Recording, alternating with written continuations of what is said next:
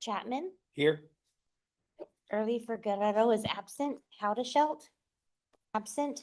Jennings, Joyner, Here. Sander, absent. Vice Chair Gog, Yes.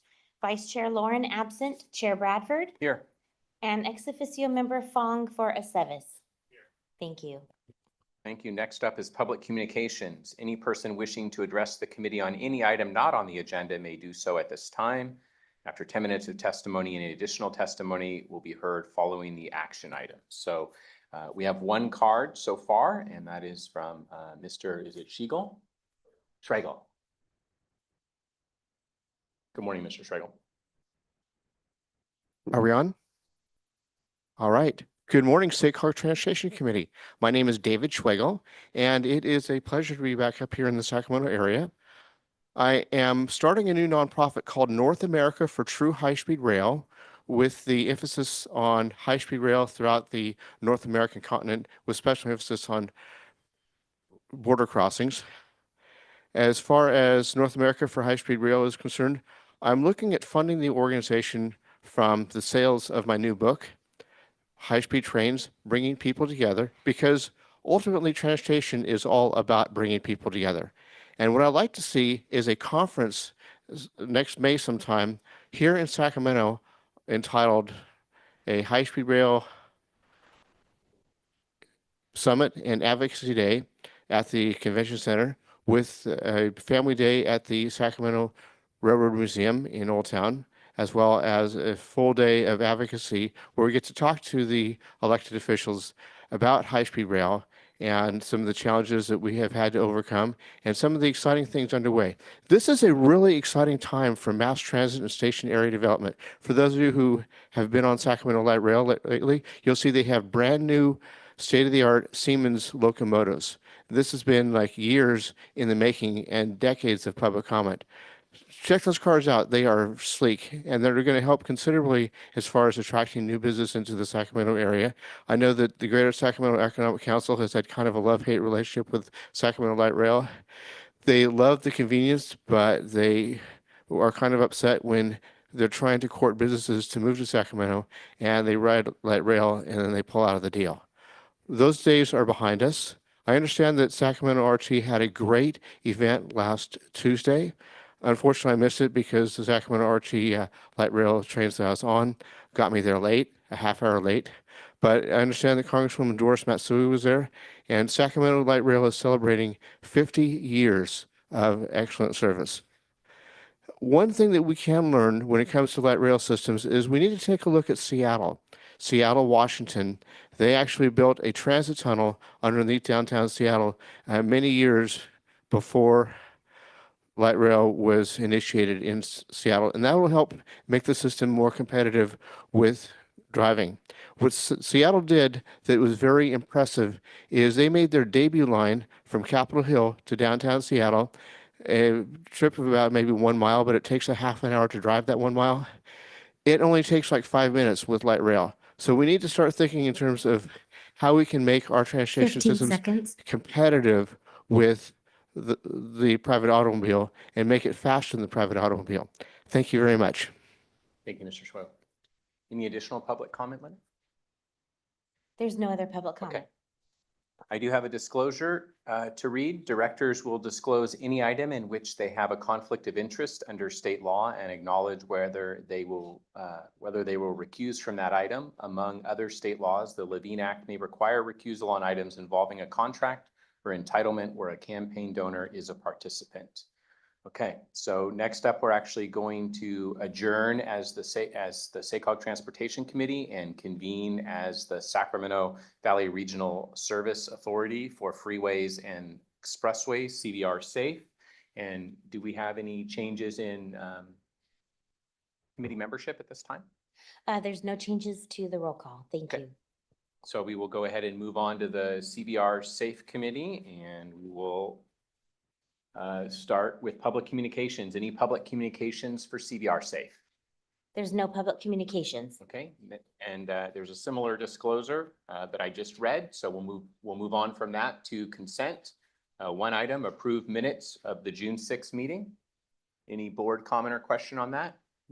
Okay, Move approval of the consent agenda. I have a first and a second. Any public comment? Seeing none, all in favor, say aye. Aye. Okay, excellent. Next, you will move on to item 2, an action item, renewal of contract agreement with Castle Rock Associates for the 511 StarNet maintenance and operations. Morning, everyone. Closer. I'm Chase McFadden, the ITS lead on the transportation team here within SACOG, that is Intelligent Transportation Systems. Happy to get into what that acronym means if you're curious. Hopefully have some familiarity though. Today, I'm here to discuss the CVR Safe Committee Agenda Item 2, the renewal of our contract with Castle Rock Associates for maintaining and operating the 511 system. And to request that the CVR Safe Board recommend the approval of an extension of the current 501 Traveler Information Systems contract for 1 more year. So just as a refresher, the Sacramento Region 511 is our regional travel information systems program. It's also synonymous with the number that you can call into across the country for traveler information and motorist aid. Castle Rock Associates has been our SACOG's key partner in developing and maintaining this, our region's 501 traveler information system, going back to 2008. And they continue to provide critical services such as motorist aid and making improvements that add value to the platform. For example, they're currently rolling out new features such as more intuitive natural language search for trip planning on their platform, as well as electric vehicle charging location data, and then a brand new portal for helping quickly distribute public information, more so public alerts. So everything from minor street closures to critical evacuation information during emergencies such as flood and fire. And earlier this year, staff issued an RFI to explore the possibility of potentially combining our 511 system and our transportation demand management services. Sometimes you'll see that abbreviated as TDM. So services such as guaranteed ride home and carpool and van pool ride matching. So we explore the possibility of combining those into a singular next generation 511 platform. And what we learned from that is that for now, it makes sense to keep those systems separate. So with that in mind, this final 1-year extension will allow us to maintain our current services while providing us the flexibility we need to plan strategically and make an informed decision for future travel information systems procurement efforts, including continuing to gather feedback from our stakeholders on what's working well and what should be prioritized in the next phase of the platform's development. And just to get ahead of this question, the renewal is fully funded by the Safe Board's 2024-25 Safe budget with no cost increases expected this year. So with that, I'll open it up to any questions you may have. Any questions from board members? Really just a confirmation. You say this is the final renewal for them. You're gonna go. That's back correct. Out for an RFP.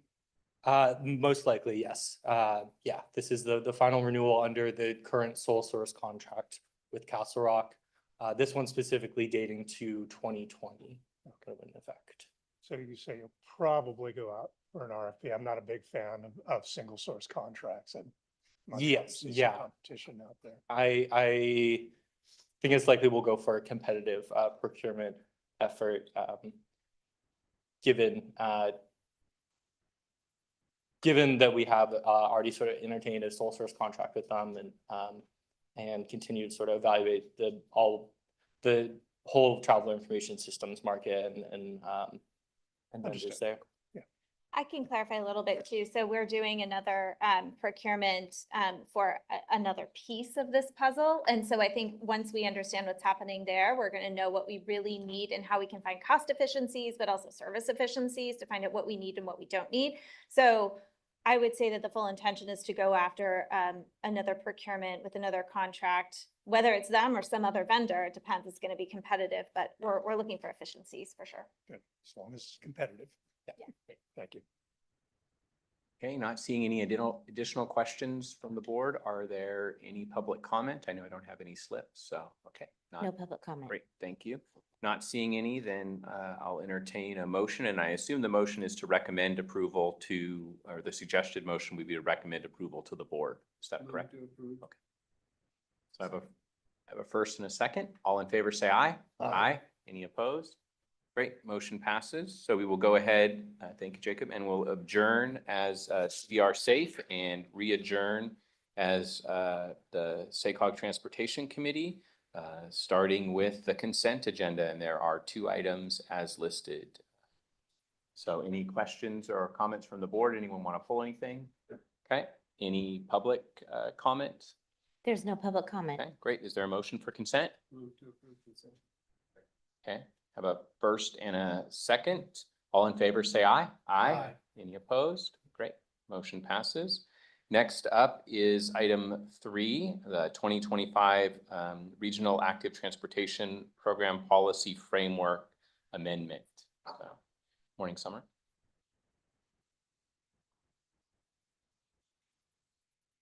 Good morning. My name is Summer Lopez. I am a senior planner here at SACOG, and I am the program manager over the Regional Active Transportation Program. So today I'm presenting item number 3. This is an action item on the Regional Active Transportation Program Policy Framework Amendment. So as a reminder, the Active Transportation Program, known as the ATP, is a statewide funding program that's meant to fund and increase walking and bicycling throughout the state. And it's a 3-component program. So there's the statewide component, the small, urban, and rural, and the MPO component. SACOG's MPO component is administered in partnership with EDCTC and PCTPA.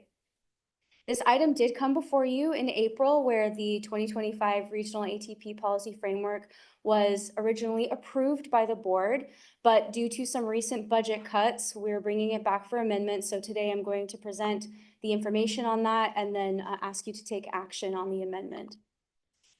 So this is our timeline. The statewide call for projects closed in June of this year. They received 277 applications throughout the state, totaling $2.5 billion in ATP asks.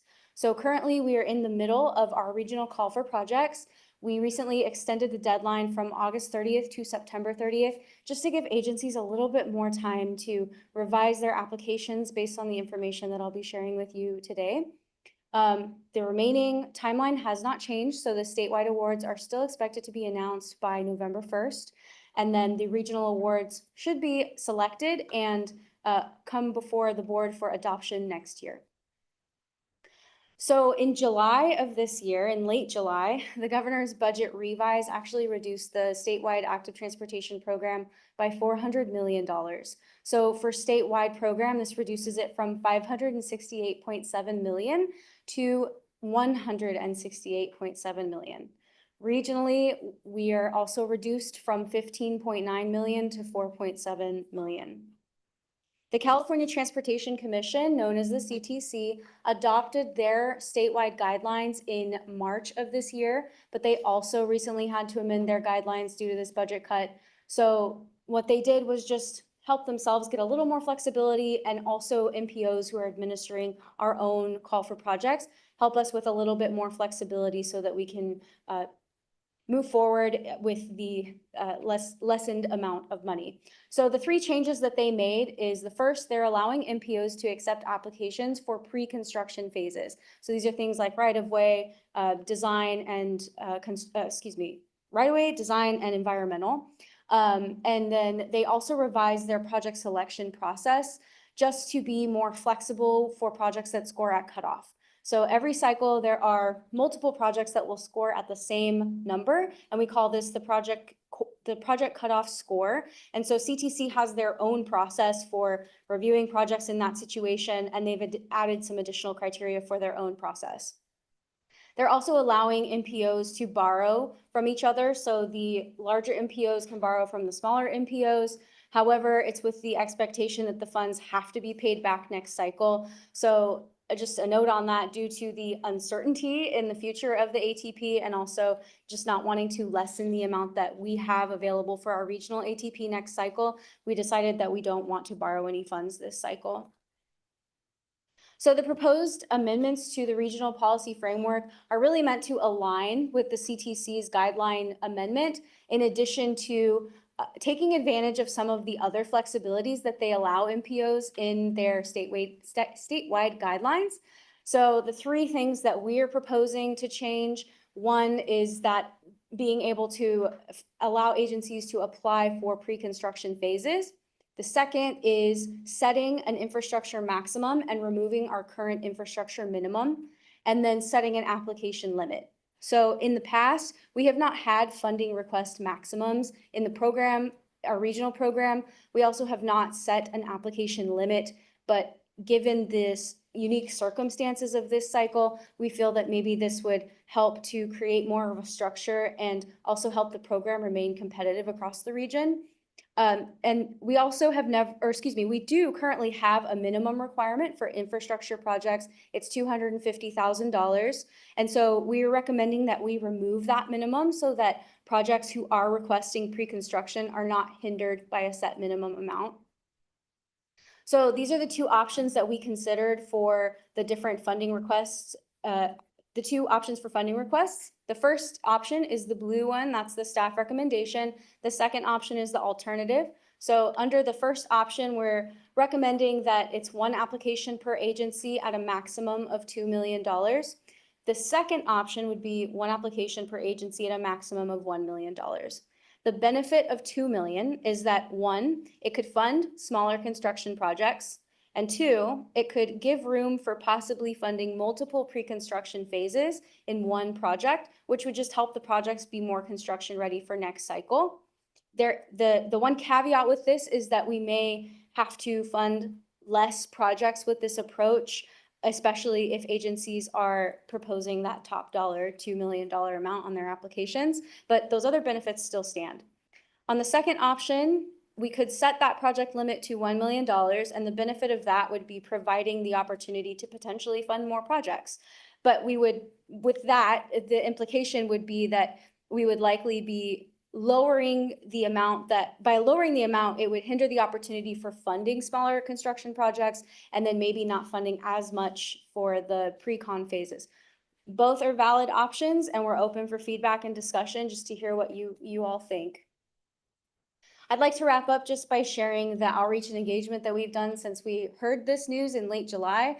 So we've had individual calls with agencies. We've been able to talk with them and help them kind of strategize in how they want to move their applications forward, or which other grant programs maybe exist that could help them shape their projects and fund more of their projects in the future. We also have sent out regular email updates through our active transportation listserv. And then we also held a webinar for local agencies on August 28th to allow them to ask some questions and share this information that I'm sharing with you today, and have them maybe strategize or set up calls with me at a later date. So they've taken a great advantage of that, and everyone's been very understanding and supportive of what we've had to go through with this cut. So I really just appreciate everyone's support on that. And so this is an action item. We are recommending that the Transportation Committee recommend the board adopt the amended 2025 Regional ATP Policy Framework. This is attachment A, and that is setting the project limit to one application per agency at a maximum of $2 million. So I'm happy to take any questions or feedback specifically on that application limit and dollar amount. Board questions and comments? Mr. Chair, Yes. there's 6 agencies, $4 million. Doesn't work. Right? How do we get Beal in there, right? We don't get Beal in there. Somebody, I mean, $2 million, and this is, everybody's got their own crystal ball and it's cracked. So likely we'll be in the same situation next year and in future years as far as reduced amount of funding. Not necessarily. So I like your crystal ball better than mine. so last cycle, there was a surprise infusion to the program of $1 billion, which is kind of one of the reasons that we're in this situation this cycle. You used the word B. Did Yes, you mean B, yes, 1 billion, yes. So I think it was around 1.5 billion, somewhere around there. So our region actually got 45 million last cycle, which was a really incredibly large amount. And normally it's around 15 million. And from what I've heard at CTC, there is a possibility that in the next budget year, we could get a surprise and get some of the funding back for this cycle, in which case I'd probably be back here having another conversation with you all. So I think I'm very hopeful. I'm a very positive outlook on it, and I'm hoping that we are, but I do understand that it could be a great reality. I was counting on you using the word hope because hope is not a strategy and we have to be strategic. Sure. So $1 million per application would, be where I think is equitable for the region. So one question for that, because my first thoughts when I heard it were similar to that, because we can fund more projects. But what I think I heard you say, Summer, is there's very few projects that you'd actually be able to construct for $1 million. And so I mean, if the committee chooses to make that recommendation, then what I'm kind of hearing is we're basically saying this is for design. We're not awarding the practicality of that is we're awarding funding for design primarily.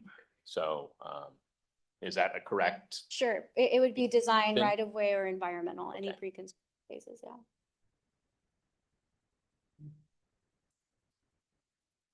Any comments? Okay, we do have a public comment on this. So Mr. Surratt? Yeah. Well, hello, good morning. Sorry if I butchered your last name. I butchered it. I'm Walt Seifert. I'm the former executive director of the Sacramento Area Bicycle Advocates, and now with an organization called Sacramento Trail.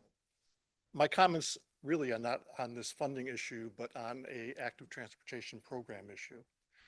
And that concerns the new bridge over the American River. Thank you. That's at Business 80 or State Road 51, however you want to term it.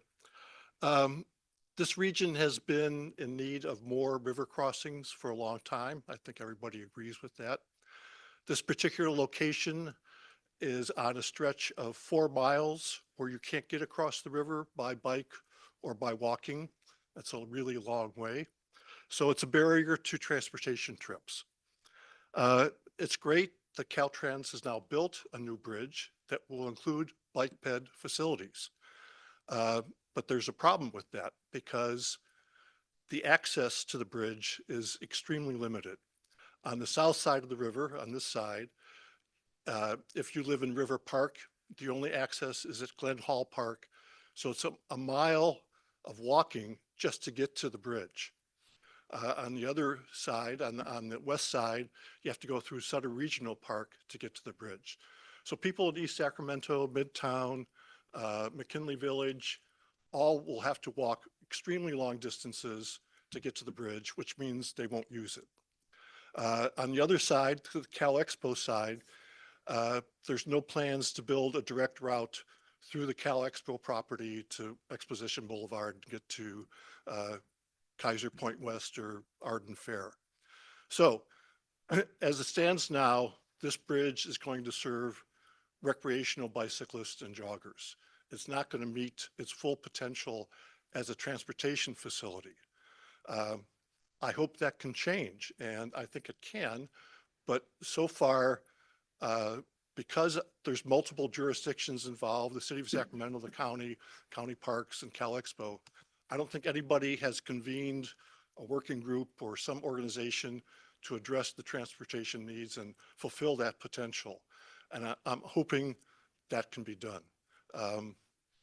When I started as a bike advocate 20 some years ago, this project actually was my top priority. 30 seconds. And again, it's great that Caltrans has actually built it, but improvement needs to be done. Thanks very much. Great, thank you. Okay, I do not see any additional public comment. Are you aware of any? Okay. With that, if there's no additional board comment or questions, then I'll entertain a motion. Move approval of option 1, staff's recommendation. Okay, Is there a second to that motion? Okay, a first and a second. All in favor, say aye. Aye. Any opposed? Okay, great. Thank you. Next, we will move on to item 4, approve the 2025 MTIP, Amendment 1, and Amendment 1 to the 2023 MTP, SCS, and Air Quality Conformity Analysis. Morning, Miguel. Yes, hi, good morning, everyone. Miguel Mendoza, I'm an analyst here and I help administer the Metropolitan Transportation Improvement Plan, or MTIP. That's sort of a long one, so I'll refer to it as MTIP going forward. It is an action, so our request for you today is for the committee to recommend to the board to approve the resolution. And the resolution does 3 things. One is adopt the 2025 MTIP. The second is to adopt the accompanying air quality conformity document. And then the third is to delegate authority to the executive director to make technical changes, which I'll expand on later on what those might be, to get the necessary approvals from state and federal agencies. The MTIP, at its very essence, is a transportation list that covers the 6-county region. And it does have a specific time period, and that's 4 federal fiscal years. So our specific MTIP before you today is the 2025 MTIP covering 25, 26, 27, and 28. To sort of further illustrate some of the requirements for this document, and I've used this before, in fact, I used this last month, so you may recall, if we can consider as a transportation project, right, being included in the long-range plan transportation list is sort of getting your ticket to a concert, show, a play, what have you, being awarded funds in either the SACOG regional funding round or another funding round, state or federal, as getting your place in line. You know, you're going to definitely get in now, you know how far close you are. Then being included in the MTIP is being in the venue and experiencing show, play, whatever you may prefer. And this image has 3 important things that it highlights. And that's the first thing is the MTIP must be consistent with the long-range plan. So if I could say it in another way, as a transportation project, to be included into the MTIP, you must be included in the long-range plan.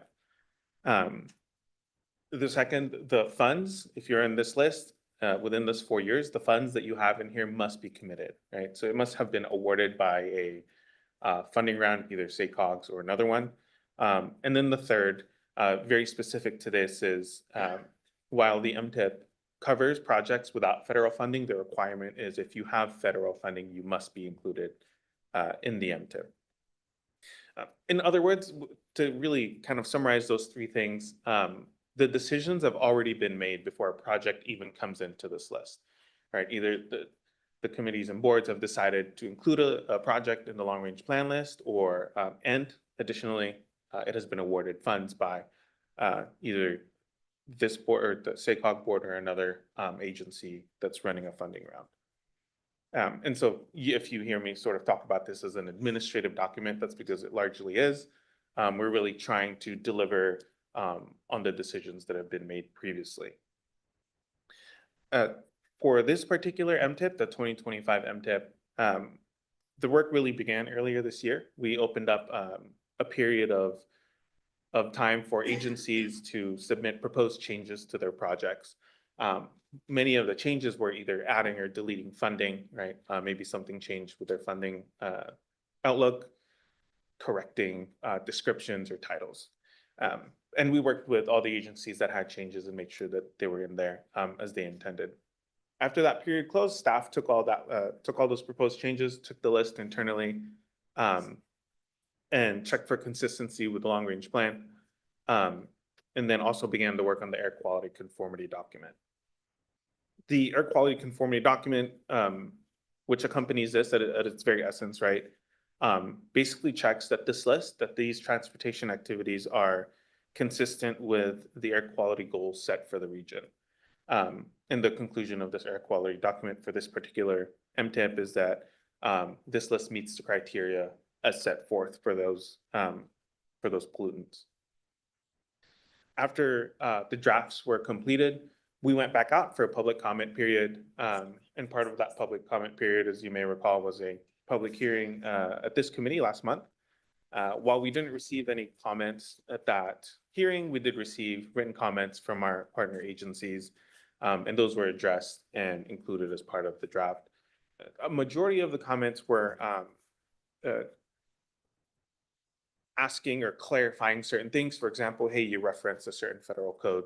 Can you clarify what page that's on? Or another one is, we suggested a change for the blueprint.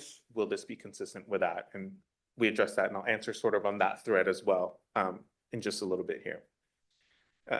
If approved by the committee and board, we will submit the draft documents to Caltrans by the end of this month. And what happens is we're actually working on this in concert with every other MPO in the state. And what happens is we all submit our respective transportation improvement plans to Caltrans. Caltrans does the review, wraps it up all into one and submits it to the relevant federal agency for approval, or rather relevant federal agencies being the Environmental Protection Agency, Federal Highways, and then Federal Transit, with a hopeful approval in December. And as a last thing, on this resolution, I want to clarify again on what technical changes are. Technical changes would be something, could be as little as administrative, hey, you have the wrong project ID number for a project, or it could be something more in the weeds. You referenced page 17 for Code of Federal Regulations, et cetera. We actually think it's on 18 or whatever it might be. If there's any policy that will be changed in this document to get federal approval, we'll come back and ask for approval for those. But as I described earlier, this is more of a reiteration of already approved policies and lists. So we shouldn't, hopefully, wouldn't be changing anything policy-wise. And before wrapping up my remarks and getting questions, I want to kind of look forward beyond this year. As soon as this is approved by the relevant federal agencies, we're going to start the process of amending it. So if it's approved in January, we're going to start the process of amending it in January. And the reason for that is while blueprint work is happening, right, we want to make sure that we follow like that first criteria that I had mentioned, which is this must be consistent with the long range plan. So whatever the actions are taken on the blueprint, we will want to make sure that the MTIP list is consistent with any changes that are made to that transportation list. So you may hear from me, or you may see something from me next year, and we refer to it as a consistency amendment because that's exactly what it does. If there's anything that is acted upon by committees and boards on the blueprint transportation list, we're going to bring the MTIP right back up to it and make sure that they remain the same. So with that, I'm going to end my remarks and happy to answer any questions you have on this. Great. Thank you, Miguel. Questions, comments from board members? Okay. I don't believe we have any public comment. Is that correct? No public comment. Is there a motion? Second. I have a first and a second. All in favor, say aye. Aye. Any opposed? Okay, motion passes. Aye. Aye, perfect. Okay. We'll count that, right? We can count that. Yes. Okay. Excellent. So that's it for action items. So we're going to move on to our informational items, starting with mobility zones goals framework. Kathleen? Yeah, good morning. I'm Kathleen Hanley. I'm a principal planner on the transportation team here at SACOG. Item 5 is your first information item this morning, an update on the Mobility Zones project. Now, if serving on SACOG's board wasn't hard enough, we have 2 very similarly named projects going at the same time. Mobility Zones and Mobility Hubs, coming after me, led by Victoria Cacciatore. So I'll provide an overview here of the Mobility Zones project and a bit of information on the compare and contrast between the 2. So Mobility Zones is a project that's going to take place over 3 years and really occurs in 2 phases. The first is focused on identifying about 10 roughly neighborhood community sized areas called mobility zones.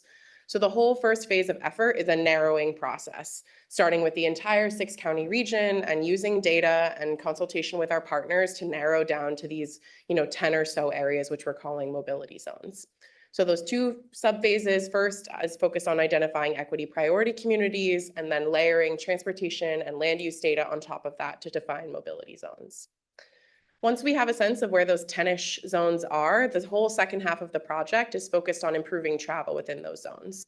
So understanding who lives there, what kind of trips do they make, what are their transportation issues, and then prioritizing what kinds of transportation solutions could help address the needs of that particular community.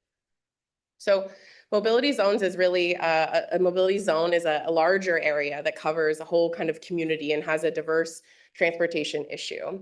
A mobility hub, which Victoria will talk about on the next item, is a single site where you layer multiple transportation options.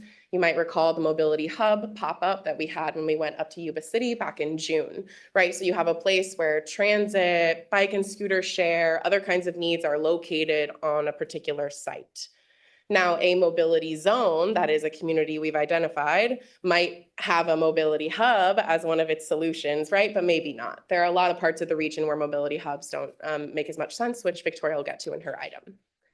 So I'm really at the very beginning of this process. And so to frame these first two phases, we have this adopted goals framework. The goals framework includes two components, guiding principles and a set of 4 goals. The guiding principles are really internal for our project team and those we collaborate with in our local agencies to understand like what this large obtuse project is aimed at. So the guiding principles are listed here, but they focus on transportation inclusivity and equity, using diverse processes to elevate diverse voices. So not just relying on online or in person, not just talking about things verbally, but also visually to make sure that we're getting a diversity of engagement on this project. Mobility zones is blueprint implementation, right? So that triple bottom line that we talk a lot about here at SACOG is really a key focus point for this project as well. And really to clarify that the project is focused on clean, shared, and active transportation improvements. We're going to be dealing with a lot of issues in mobility zones that don't necessarily fall in those categories, and we're going to be recognizing them as we work with the community members, but that's really our priority, are these pieces. We're also focused on rapid implementation. Mobility zones is not the place where large infrastructure projects are going to get designed. It's not going to be like new bridges or new roads, right? It's really small, tactical, community scale stuff. Where are the crosswalks needed? Which roads need to maybe be moved up in the pavement prioritization based on its importance? Who needs a bus shelter at a bus stop that currently doesn't have one? Really small scale stuff that can make a big difference for the people who live in that area. Using those guiding principles, we developed 4 goals. They are equity, access, quality of life, and feasibility. I'm not going to read each of these sections aloud, but the particular language for each of these goals was co-created with about our 40 community members who sit on the project's community committees and the roughly 60 or so agency staff who participate in my municipal and technical committees. So I didn't write these. We really worked on them together, trying to understand what did folks want to get out of this project, what kinds of words resonated with their issues, and how can we make sure we're driving at the right thing. I think a good example of that collaboration is in the equity goal, right? So it talks a lot about centering the voices of people in places that have been historically marginalized or underserved by transportation decisions. As a delivery person, I tend to focus on outcomes. So I don't know that I would have written that goal really about the process, but I heard loud and clear that what people wanted was a voice and a seat at the table and to be participating in the decision-making, even if the outcome wasn't necessarily what they wanted. So just one example of how these goals got developed. Goals are great, but it's important how they apply in the project. So this graph shows you kind of reflecting back on that initial infographic I showed where these goals are going to show up as we move forward here through the rest of the Mobility Zones project. So step 1 is identifying those equity priority communities, those geographies that the project is designating as equity priority. I'll be back here at the Transportation Committee and the board with that decision for you all in December. So we're coming in quick on that and using this equity goal to help drive that decision. Then, as I mentioned, we'll be layering transportation and land use information. So that's where our access and quality of life goals come in and blend with the equity goal to start identifying where those 10-ish zones will be. Once we have the zones, we'll continue to use the goals, right, as a framework to analyze what's happening within the zones and which projects are most important. How do we prioritize? This doesn't mean that I'll use the exact same metric all along the way, right? How you define quality of life in the context of a place and quality of life in the context of a project are really different. So there'll be some, shifting of what metrics we use, but this is an overall branching framework. So what you have as attachment A is the short memo that we've developed as a framework for the project. That consists of my information item. Happy to take any questions. Questions from the board or any comments?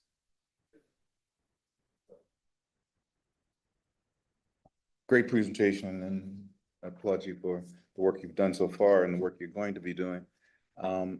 In the 40 community members, Mhm.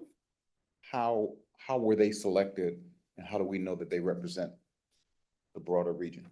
Sure. So this project, Mobility Zones, is being co-delivered by SACOG and a regional nonprofit called Civic Thread. And so SACOG has paid Civic Thread, contracted with Civic Thread to help us deliver these community committees and the engagement for the project. So what we've done together is we put out a call for applications for community members to sit on our committees back in January. Took in a bunch of applications, evaluated them for their interest in the project, their experience within their community, and specifically what groups they represent to make sure there's a diversity of perspectives within the community committees. So it's sort of a application process, and those individuals were selected. We've had a bit of turnover since then, right? People's lives change and move on, but generally speaking, they're selected to kind of represent age, race, geography within each individual county. Okay, and how often are they meeting? They meet quarterly. So we had our last meeting in July where I talked a lot with them about these equity priority communities. I'll be bringing you that information in December, but having the conversation on what does equity mean and how is that different in Sacramento versus El Dorado? And how can we make this project reflect a really different understanding of what that means? So my last question, with the 4 action items that you have here, Mhm. over what time frame does this take place? Yep, so the first one, identify equity priority communities, will be up for the board's decision this December.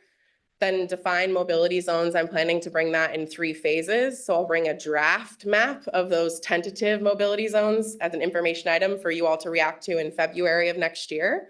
Do a bit of a road show, go to your councils, your boards of supervisors, your RTPAs to make sure your colleagues have an opportunity to weigh in on this decision. And then going to be seeking final board approval of those mobility zones around May of 2025. So we're in kind of a 6-month-ish, 9-month sprint here in this first part. And then the remaining part of 2025 will be step 3, and then 2026 through October will be step 4. So there's a long tail on that second half. Thank you. You're welcome. So I think of when I'm in Mr. Bradford's area and I'm going through that little tunnel, and there's a blue zone right before the high school. Yeah. What's the name of that high school? Marysville High Marysville School? High School, yeah. So there's a blue zone there. Mhm. So the question is, the scale and the scope of mobility zones, how do they compare? You know, we have some things in all of our jurisdictions, so just curious about the size and the scale and. Yes, it depends, which I know is a frustrating answer, right? We're seeking to have mobility zones that are roughly the same in population size, right? So they'll be geographically much smaller and denser places and slightly larger in suburban and more rural places within our region. I think the closest comparison you can think of them as like a Green Means Go area, right? So relatively small so that we can be more strategic about what's actually going on in that place and what would move the needle.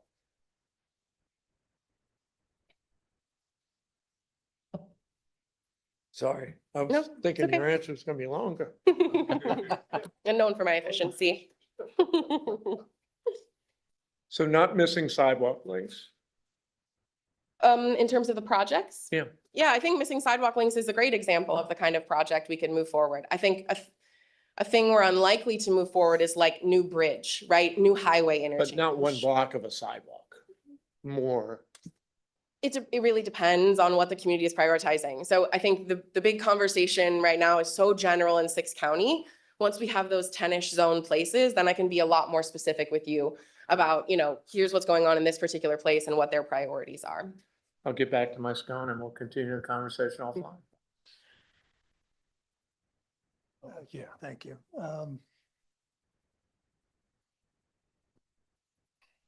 So I guess I have a little bit of a concern. I'm pleased to hear that you're going to come out to each of our local jurisdictions and present this. But unless I'm misunderstanding this, and I might well be, it sounds like this program is going into our local jurisdictions and doing what we do, determining what the needs are of our community and trying to address those needs. So how do we square that? That's not the role of SACOG. Absolutely. So in addition to the quarterly community committees that I was speaking about with Director Jennings, I have quarterly municipal and technical committees, right? Where I sit with Placer County Transportation Planning Agency, El Dorado County Transportation Commission, as well as your local city public works or community development, whatever's most appropriate staff. I can tell you they keep me very honest about what their priorities are and making sure that we're squaring to the greatest extent possible the priorities coming out of this project with the priorities that are happening within your individual jurisdictions. And so my intention is to stack where it's meaningful, where SACOG's additional efforts in mobility zones would be helpful in advancing the areas that your jurisdictions are already focused on, or spreading if that's what makes more sense for that community, right? Maybe your city has been able to focus on a particular area, but there's another area they just haven't had the time or resources to get to. And it would be good to have SACOG support to work with them on expanding the investment areas. Yeah, I respect your comment. At the same time, you'll be very welcome in our community. No, it's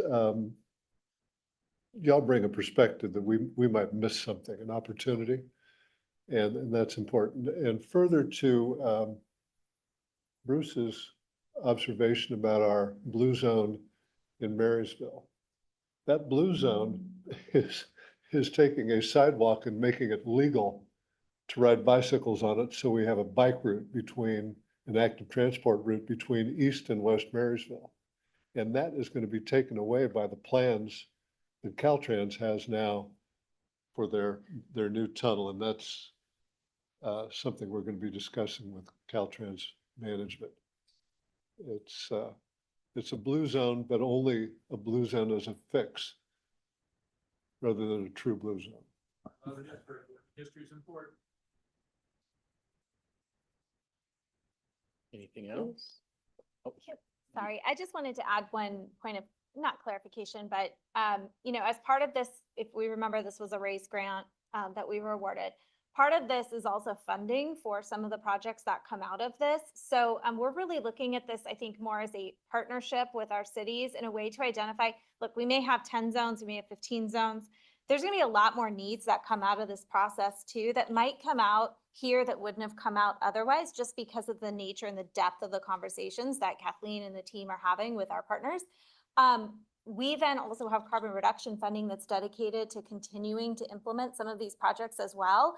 So it's a really good partnership between us and the local agencies to help them fund some of these needs that they may not otherwise be able to fund as well. So it's kind of a different way to look at it. Instead of us coming in and figuring out, oh, what needs to be done, it's a partnership and it's a funding mechanism as well for us to get some of these smaller, lower hanging fruit projects up off the ground and going and helping identify further needs that then the cities might be able to take on and move forward and figure out how to fund. Thank you. So appreciate all the questions, especially yours, Director Howdershot. That was one that I had as well. Kind of what are the size of these? What do they look like? Also, just a comment. I know for me, very, very helpful that you started off explaining that mobility zones and mobility hubs are two different things. And I also think it's very helpful to have them both on the agenda today. I know I, for one, have had a lot of confusion and it's really because in my mind, they're the same. And realizing that they're two different things and really having them laid out separately is very, very helpful to me as a director. So I'm glad that they were both on the agenda today and we'll be hearing presentations about both of them. So thank you. And with that, I guess we will move on to item 6, Regional Mobility Hubs Framework. Morning, Victoria. Sorry, we wrapped that one up real quick for you.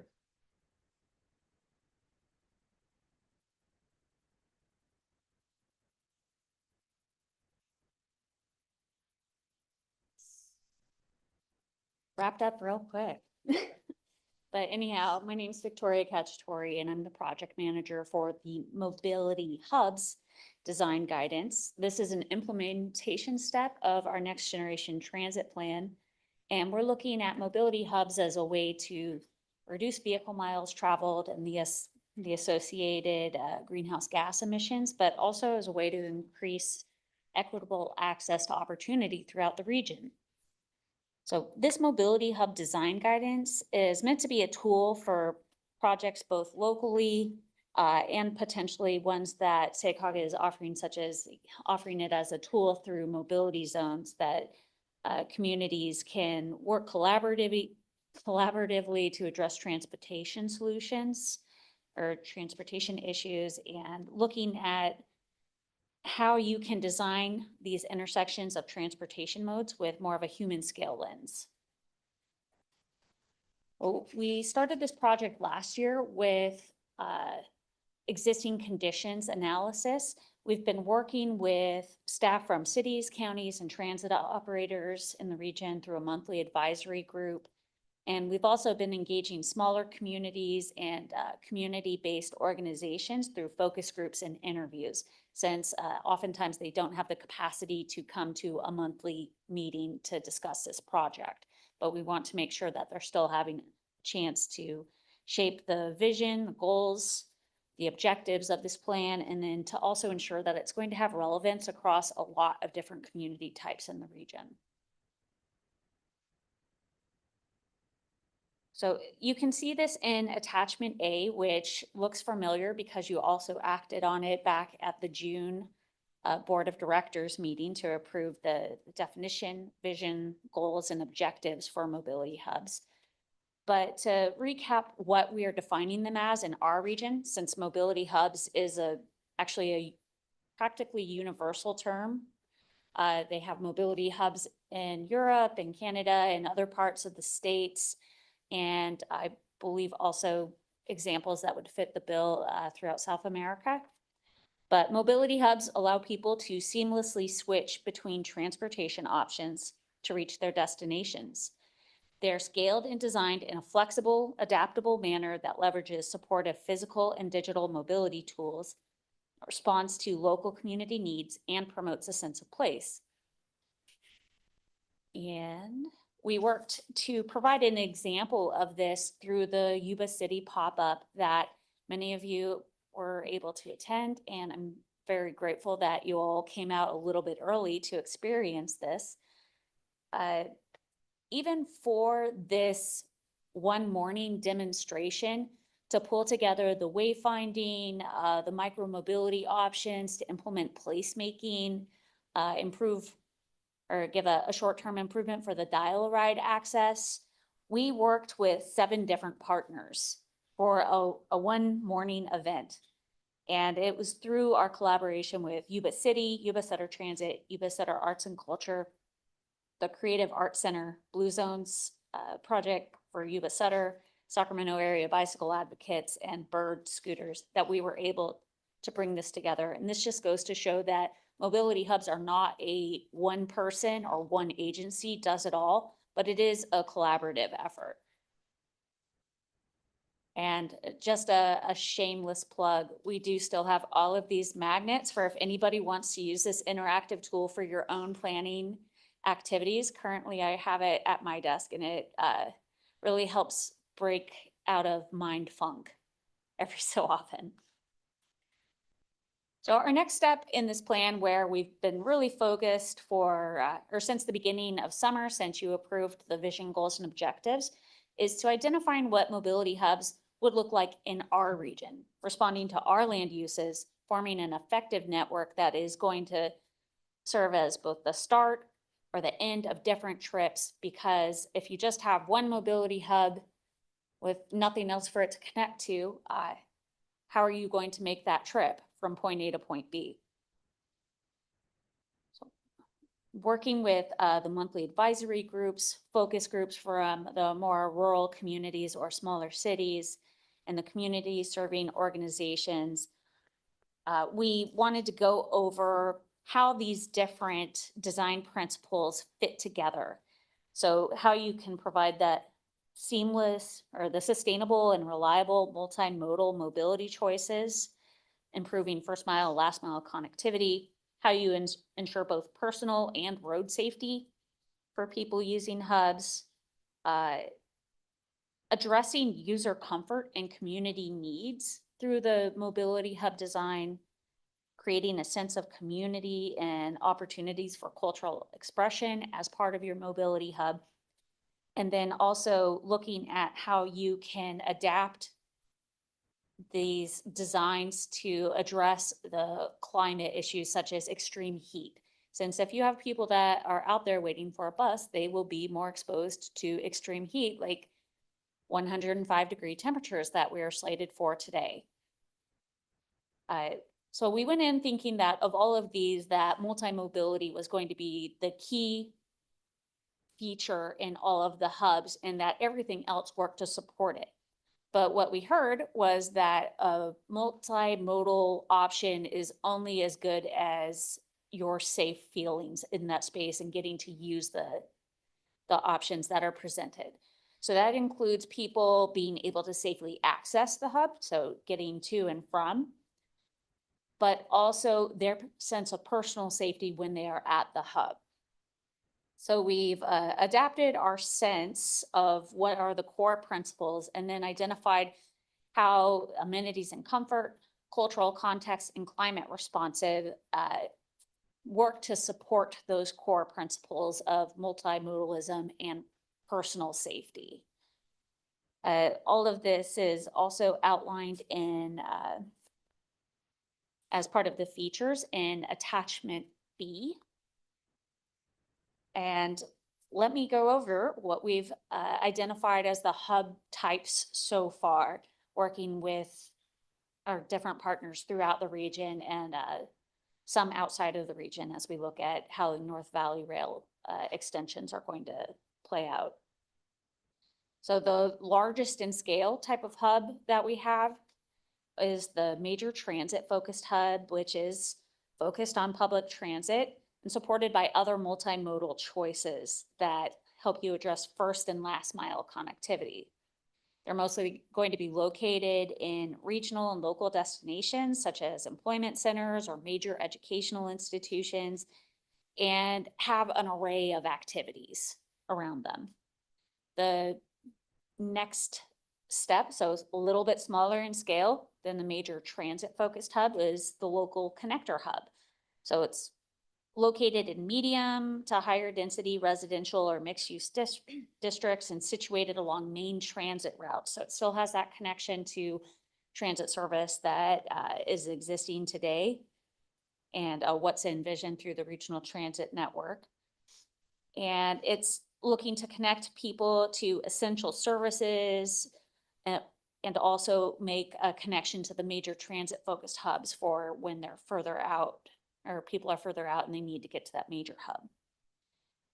The next scale, or slightly smaller than the local connector, is the commuter hub, which is looking at how you can address daily trip needs through multimodal choices.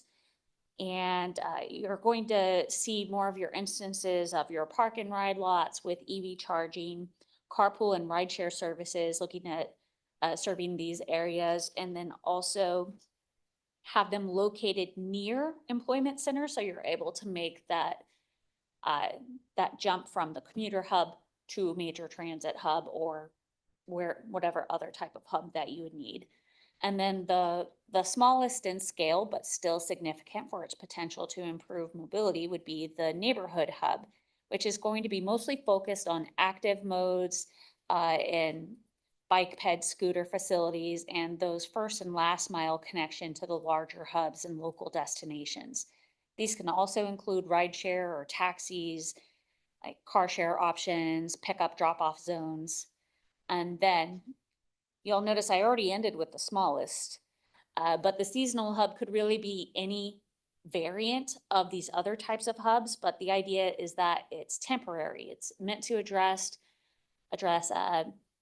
high impact travel times. Say you have an agricultural tourism season, most notably people think about apple picking, you think about going to Bishop's Pumpkin Farm, all of these things that have a tremendous impact on the people that live in that area. So how can we address their daily quality of life and needing to get from places while also sustaining the local economy, and how that is going to relate to how they're bringing more people in to spend money, spend a day, and then go on doing or going back to wherever they go. Can I ask a quick question here? Of course. I've been thinking, as you got into this, I was wondering about the CapEx on each one of these. And I see the three on the left are co-located with existing facilities. So you would, the CapEx would, you're not having to acquire new real estate. Or Not- are you? Well, I think that with a number of these, you might be looking at a partnership with a local business, because sometimes it is looking, like what we did in Yuba City, we partnered with someone who had more parking lot than they actually used on a day-to-day. And they're like, what can we do with this space to activate this area? And we have a number of areas where we have more parking lot than might meet the existing But you're needs. gonna be opportunistic. Yes. Strategically opportunistic in Yeah. how we can reuse that space. And that would apply to the neighborhood hub also? I think it could, the one that's pictured is actually not really doing that specific hub justice, because that is from the Del Paso mobility hub that's in Sacramento that the Air District has been working on with several different partners, including SMUD and Green Tech. They were donated the parcel from City of Sacramento and then had to build everything up from it. No, as I was observing this, I was thinking about the cost, right? Yeah. Up front. And then it appeared to me that it is opportunistic and so it's gonna take a little creativity as to each hub. Very local. Thank you. Yes. All right.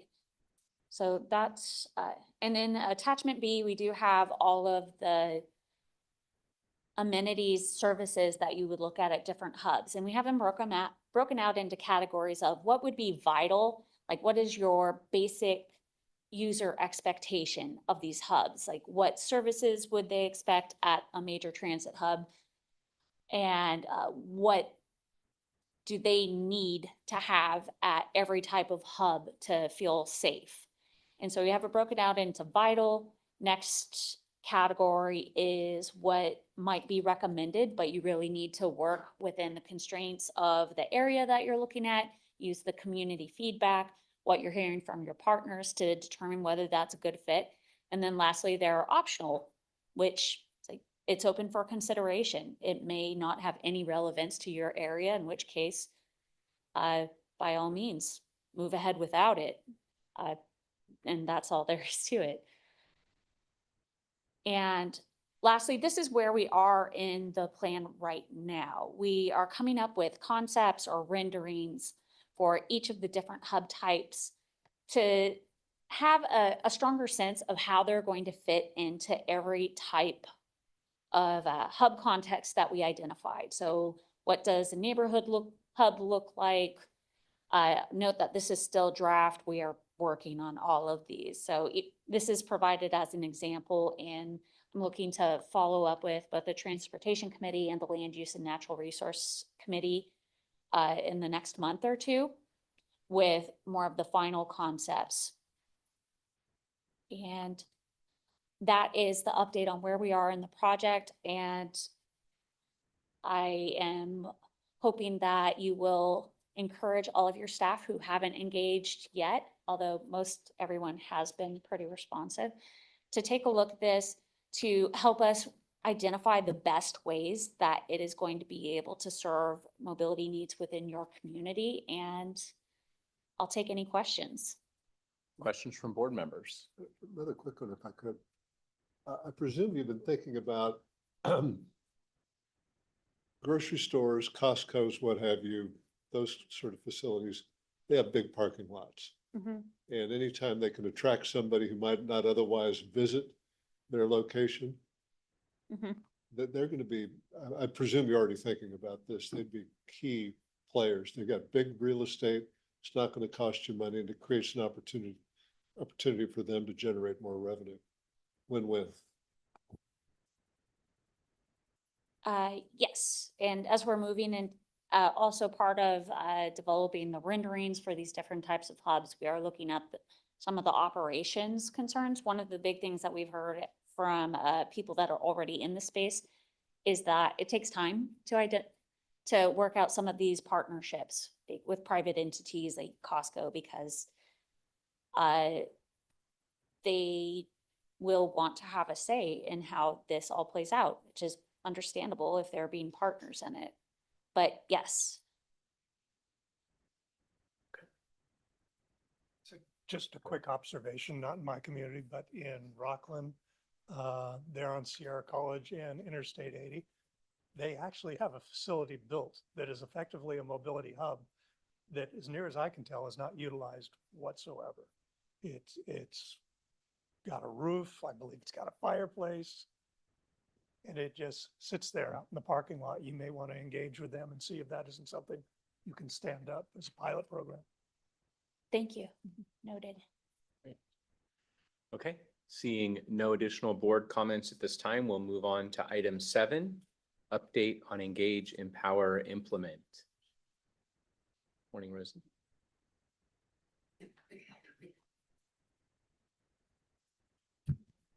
Good morning. My Morning. name is Rosie Ramos. I'm the project manager for Engage, Empower, Implement, EEI for short. There we go. Is that better? Great. Okay, so excited to be here today. It's been a while. I haven't come to a transportation committee or board meeting for EEI since November, so excited to give this update as we've made a lot of progress on this program. I want to start off with acknowledging Kathleen and Victoria, because the projects and work that they're highlighting really are also a piece of the EEI puzzle. They really are examples of the types of projects and processes and the types of work with community that we really are trying to fund with this type of funding program that is EEI. So I did want to just do a little bit of grounding for the project because it has been a while, and a quick reminder that this project or program initiated in 2020 with our board really wanting to take a look at where we were investing in our funding program and realizing that we wanted to do more in the underserved communities of the region. At the same time, we've been working on a racial equity statement and an equity action plan, and really wanting to take into account all of these different needs that were coming up in the last few years. Since in November, we did have the adoption of the framework that guided our development of the guidelines and all of the implementation that has happened since then. We had a pre-application period early this year, and then May through August was the actual application for the funding program. And so we are in that review period right now, and we intend to come back in October with award recommendations for you all. So this is just to get you prepared for next month's action. A quick reminder, EEI is about that community planning perspective, really looking to help our jurisdictions get access to funding to do that local work with their community organizations and their stakeholders, their residents. So we really are looking to create opportunities of funding at these local level to create these complete communities that enable people to move around, to have better plans that encourage participation from the community. And this just little image of what a complete community could look like. The envisioned outcomes of EEI really is rooted in partnerships between jurisdictions, our cities and counties, and the community organizations that do a lot of work already. We want to make sure that we are creating processes that rebuild trust with local residents, wanting to create opportunities for authentic and meaningful engagement, and creating tools and best practices that can be used over and over again, potentially with little tweaks here and there, depending on the communities, but wanting to make sure that we invest in a process development of a process. We want to have actionable steps that lead us to implementation and potentially get us more funding from different sources, and wanting to make sure that we have a lens of equity, racial equity within the regional investments that we're making. And again, like I mentioned, wanting to make sure that we are aligning with different opportunities at the state and federal level. We did bring on a consultant, HRNA Advisors, along with AIM Consulting, that helped us do a lot of engagement in the last couple of years with different organizations across the region. This is just a list. I won't read it all, but you can see that it was a broad list across the 6 counties. We also engaged with our jurisdictions at the staff level. We had one-on-one consultations. We were doing funding round information. We had workshops with them, and really wanted to make sure that we got all perspectives into this program as we develop the framework and the guidelines.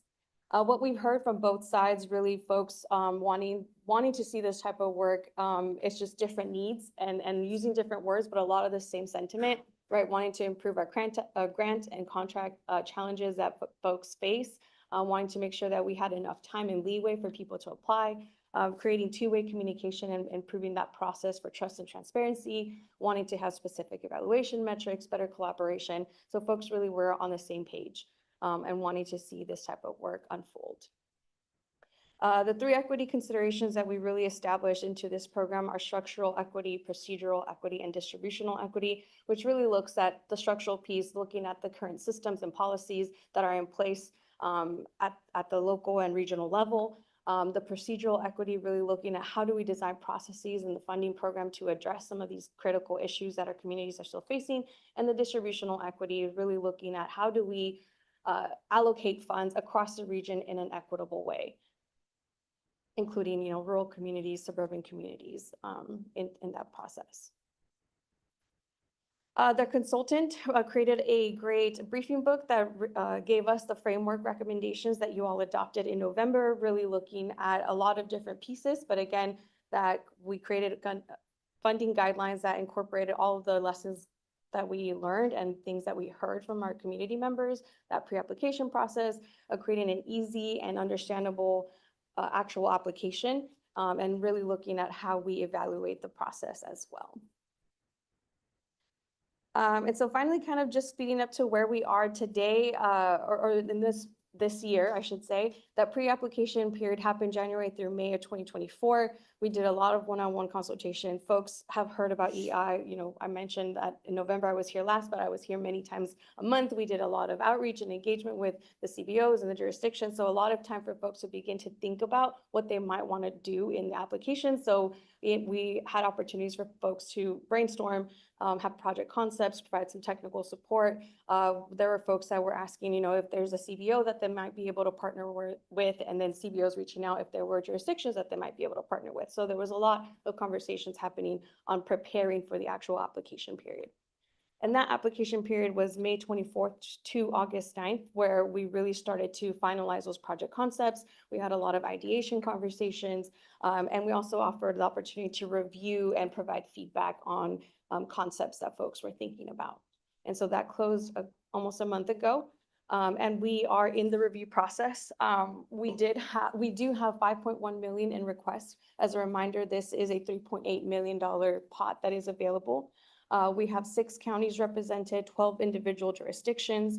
One of the pieces in this program is that based on the information that we heard from the conversation with CBOs, that we wanted to have 2 pots, one that was really focused on the partnerships with jurisdictions and CBOs, and then a smaller pot that enabled independent CBOs that might have more capacity to do some of this work alone. And so we had 12 partnership applications and then 7 CBO applications. The CBO pot is much smaller, is only 80,000. 2 awards can be granted at 80,000. So that's a smaller pot, but the overall funding pot is 3.8 million available. So excited to see that there is a need for this type of work at the local level in your jurisdictions. And we are currently in the process of reviewing all of these applications. And we are having our first discussion meeting tomorrow, actually, with the committee that was developed by putting out a call to our jurisdictions who are interested. So we have city, county folks, community representatives. We have 11 folks on our board, and they will be reviewing, scoring, and providing final recommendations in the weeks to come. And we will bring that recommendation back to you in October. That sort of highlights this timeline. October will be when we come for action. After that, it will be contracting and executing the MOUs and the contracts and the subrecipient agreements that are needed. So that will take several months, depending on how much paperwork everyone has to do. But we anticipate that projects would begin officially in winter of 2025, February, March timeframe. And that's my update. Happy to take any questions or comments. Questions and comments from directors? Director Haversham. Yeah, Director Jennings is going to appreciate what I'm about to say. Tonight, the NFL kicks off, right? And, there's an area of the football field called the red zone. And people both sides of the ball, people get sharper focus. I'm in the red zone on this project. When you listed those communities, I looked really quickly. So you may have already reached out to the Health Education Council. You have? Okay. I didn't spot them up there. We have a unique thing in Roseville called the Coalition to Neighborhood Association, so reach out to them too.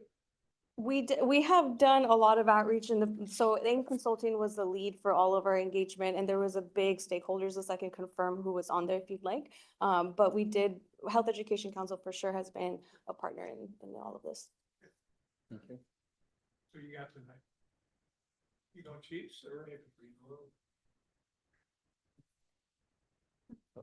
Seeing no additional board comment, thank you very much. We'll move on to item 8, the 2025 blueprint, draft transportation project list and investment priorities. Morning, Zach.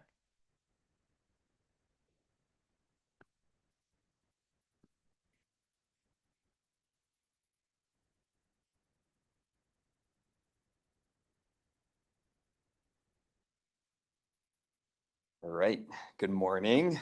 So the presentation today is really going to focus on exactly what was just said, those investment priorities in the 2025 blueprint, as well as the draft transportation project list for the plan. So my name is Zach Miller. I'm the program manager for the 2025 blueprint, our metropolitan transportation plan and sustainable community strategy. So just to dive into the agenda here, I'll really start off with some questions I would like you all to keep in mind as I work my way through this presentation. About halfway through, I'll stop and ask one of the questions of you, and then at the end, I'll have that second question for you all teed up. So we'll be stopping throughout this presentation intermittently to answer questions. So then next, I'll dive into the steps that have already been completed to date as it relates to the transportation project list. Then I'll touch on what we're working towards here in November. And finally, we'll discuss where we're falling in terms of fiscal constraint, as well as plan performance as it stands today with the transportation project list you'll hear about. Excuse me. So some questions to consider as I work my way through this presentation. So as we continue the process of developing and really refining the transportation project list for the plan, we're looking to get your feedback here today, obviously. So in addition to any questions or comments you may have, we're also looking to get some specific feedback related to the transportation investments across major budget categories and the near-term transportation project priorities for your respective jurisdictions. So I'll be posing these questions at each relevant section, as I mentioned earlier, but I want to provide them to you up front here as well to really get you thinking about them. So those two questions will be, first, does the way the budget is divided up amongst those categories that you'll see in a later slide make sense to you? And is it in line with your understanding of both regional and local needs and priorities? And then secondly, are there major transportation projects that are near-term priorities for your jurisdiction that warrant further discussion with your local staff moving forward as we work our way towards adoption of a final scenario in November? So as I go through this presentation, please keep in mind that the process of refining the transportation project list that staff is undertaking really comes out of necessity. We simply do not have enough money to build all the nominated transportation projects for inclusion in this iteration of the MTPSCS, the 2025 blueprint.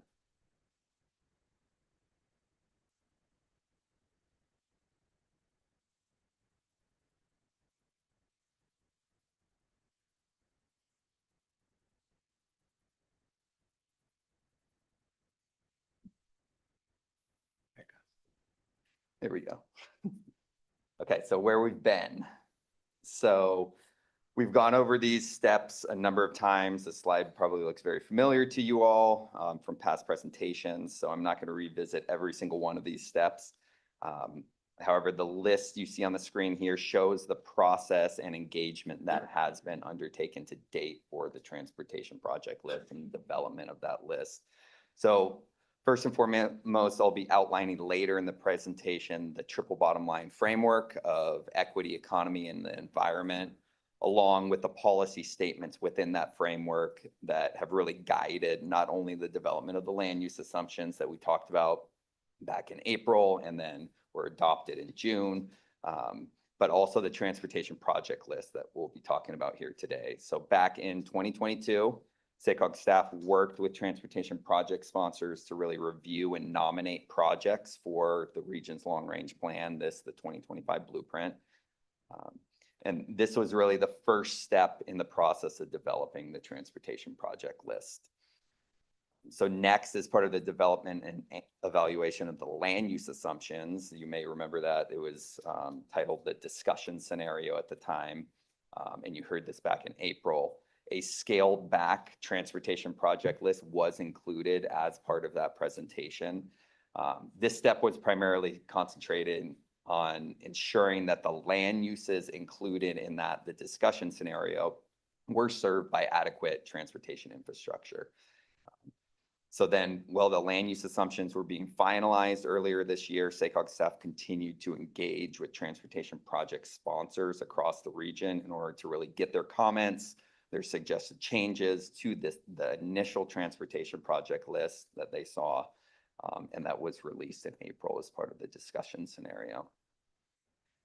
So in terms of where we're going, with the goal of adopting the final scenario for the plan in November, and the adoption of the land use assumptions for the plan that happened in June of this year, we've now really turned our attention to this last piece of the puzzle, which is the development and the refinement of the transportation project list.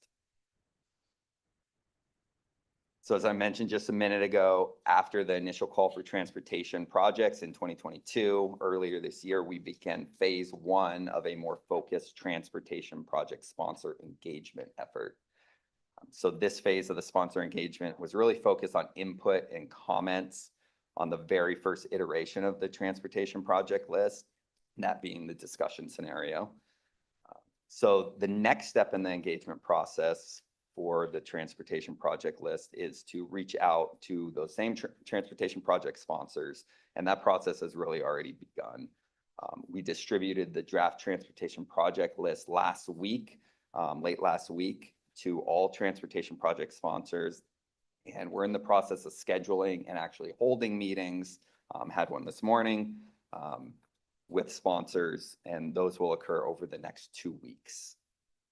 And I also want to note here that this phase of the engagement process with project sponsors is really one of the final opportunities for input on this project list as we are working towards our November adoption timeframe. Then, as you can see here in the slide in front of you, we plan to bring that revised transportation project list back to this committee after we make any necessary changes. So next month in October. So you'll get one last look at it before we bring it back to you in November for board action. And obviously that final scenario, adopt the final scenario, which will be happening in November that you see on the screen in front of you. That is essentially the combined transportation project list as well as the land use assumptions, which when combined make up that final scenario. So moving along, how we're getting there. So now I'll be getting into the approach we're going to be taking for development and refinement of the transportation project list that is obviously already underway. So there are a few important reminders here. So prior to jumping into the rest of the presentation, I do want to provide you with some reminders and overall context on the process and challenges we're facing as a region. So first, as I mentioned earlier, we simply don't have enough funding to build all the projects that were nominated for inclusion in the 2025 blueprint. In fact, based on our draft budget estimates that you'll see here in a few slides, the cost of all the nominated projects on the roadway and highway capacity side of things is nearly twice the amount of funding that we're projecting during the timeframe of the plan. So this means that some of the projects simply won't make it into the 2025 blueprint. But if a project is not included, that doesn't mean that the project can't proceed forward. These projects can really still move forward with their initial planning as well as development and design stages. And local funding can still be used to move these projects forward all the way through completion even. Another important thing to note here is that the 2025 blueprint is a living document. So that, and by that I mean that if a transportation project is not included in the first iteration of the 2025 blueprint, it could be brought in through the amendment process even prior to the next plan cycle. So for example, if a transportation project is needed and is triggered by a certain level of development, land use development in an area that is not envisioned to be developed within the plan, if that growth occurs faster than anticipated in the 2025 blueprint, and that transportation project then is fundamentally needed to serve that development, it can be amended into the plan through several different methods. In the near term, it can be amended in through the MTIP, which Miguel was talking about earlier.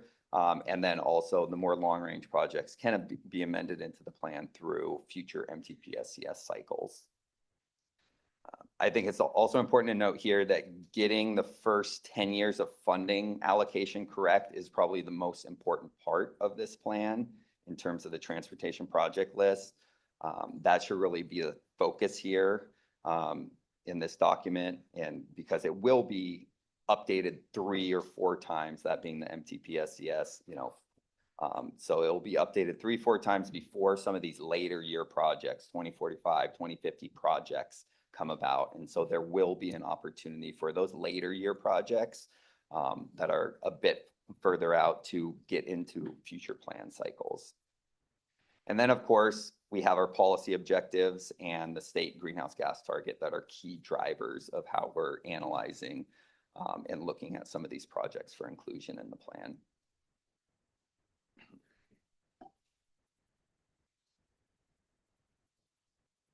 So as I mentioned in an earlier slide, the process for developing the transportation project list has a lot of similarities to how the land use assumptions were developed. So this slide probably looks pretty familiar to you. Something very similar was used when we talked about the land use assumptions in April as well as June. So in developing the transportation project list, it must demonstrate fiscal constraint and it must achieve the greenhouse gas target. Those are kind of parameters that we set for it. Obviously, the fiscal constraint being a requirement from the federal government for this plan. Then we look to optimize the plan for the triple bottom line policy goals, and then also optimize for based on local feedback and priorities that are communicated to us. So I went into a lot greater depth on each of these aspects of our approach last meeting and kind of got into the nuts and bolts in the last meeting. But this is the general framework and approach we work from in developing this transportation project list. I'll also note here that this is a draft list. It's not perfect, and there are going to be things that we may have missed and need to correct. So in fact, we're in the process of coordinating with several agencies at the moment, one being SAC-RT, the other being STA, amongst others, as well as some local jurisdictions to really get the project list further refined and correct. So when we bring it back to you in October, that it's as final as possible before getting those very final comments and bringing it back in November. So we'll start with the must, that the plan must demonstrate fiscal constraint. So as a reminder, fiscal constraint just refers to the requirement that the financial resources available to the region are sufficient to cover the costs of the planned transportation projects and programs that are included in the plan. And I want to put this question back up. I'll ask it after a couple additional slides here, but does the way the budget that you're about to see is the way that that's divided up, does that reflect both regional and local needs and priorities in your mind? So I want to start, before I get into those budget categories, with near-term unfunded needs. So I wanted to start this part of the discussion on financial constraint in the plan by putting into context that there is a shortfall in available funding in relation to regional wants and needs in terms of transportation projects, specifically in the near term. So going back to 2018 through today, the region has captured about $2 billion in discretionary grant funding for projects. But as you can see on this table, which is broken down by county, our near-term program of projects, that being the MTIP, contains about 5 billion worth of transportation projects at various phases of development. So whether it's environmental, right-of-way acquisition, or construction. So while many of these projects have secured some funding already for particular phases of their projects, there is a substantial funding gap of more than 3 billion that the region is facing to get these projects over the finish line. So I'll be using that a lot here in this presentation. So this remaining need represents the total cost of future phases, primarily in construction, that will occur outside the years of the MTIP, mostly beyond 2028. So while the 2025 blueprint contains sufficient revenue to build these projects, these near-term projects, the completion of these projects largely depends on our ability to secure federal and state grants or to come up with new sources of local funding to support these projects. So that's all to say that while new projects are programmed in the MTIP on a regular basis, an important financial constraint consideration for this plan, the 2025 blueprint, is fully funding those near-term program projects before introducing new projects that add even more future need for the region. Do you want to take questions as we go, or do you just want to tell me what slide number that was, and I'll get back to you? I can take a question. Yeah. So what's glaring to me here in Sutter County? Could you use your microphone, please? I'll just, what's glaring to me here is Sutter County, that 90% is, there's a 90% remaining need there. And it stands out amongst all the jurisdictions. You know, I mean, El Dorado County, maybe 80% remaining need. I don't do math really well, but you know, everybody else is kind of balanced, but Sutter County kind of stands out there with a $9 million remaining need. That's a comment, not a question. But if I may, look at Yuba County, look at those numbers. We're just, as comparison to Sutter County. That's for Highway 7, Highways 70 and Highways 20, which intersect in the middle of my city and cause havoc. So it's great to spend all that money, but their project planners are missing some important points.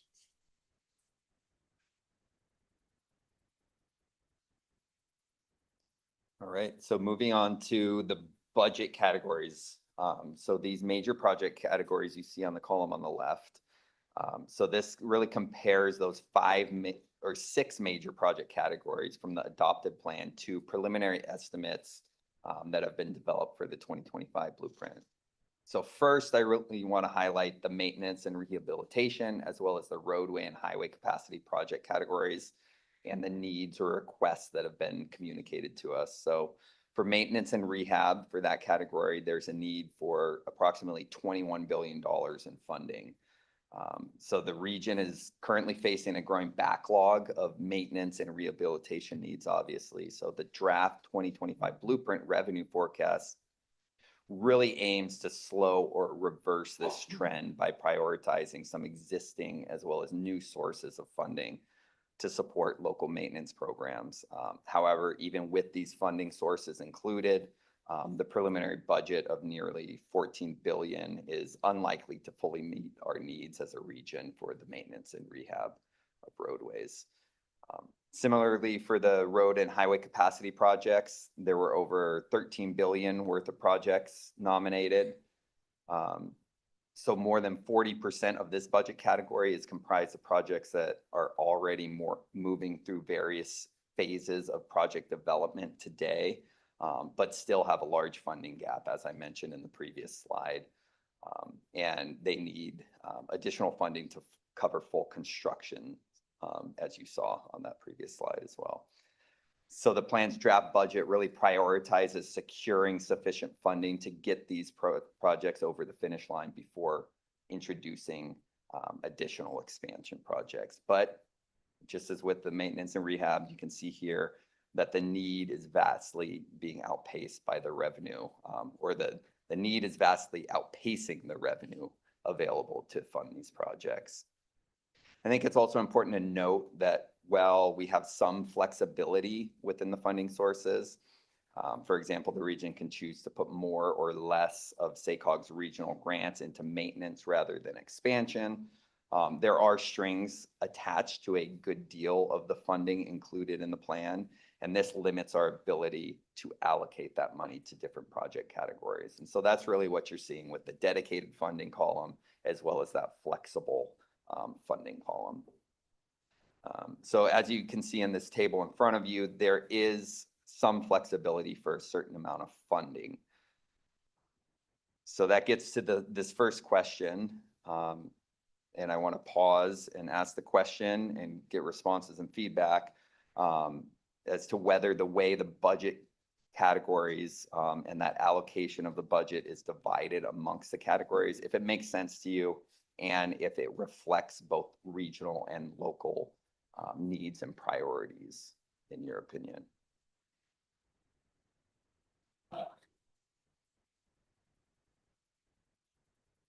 Comments?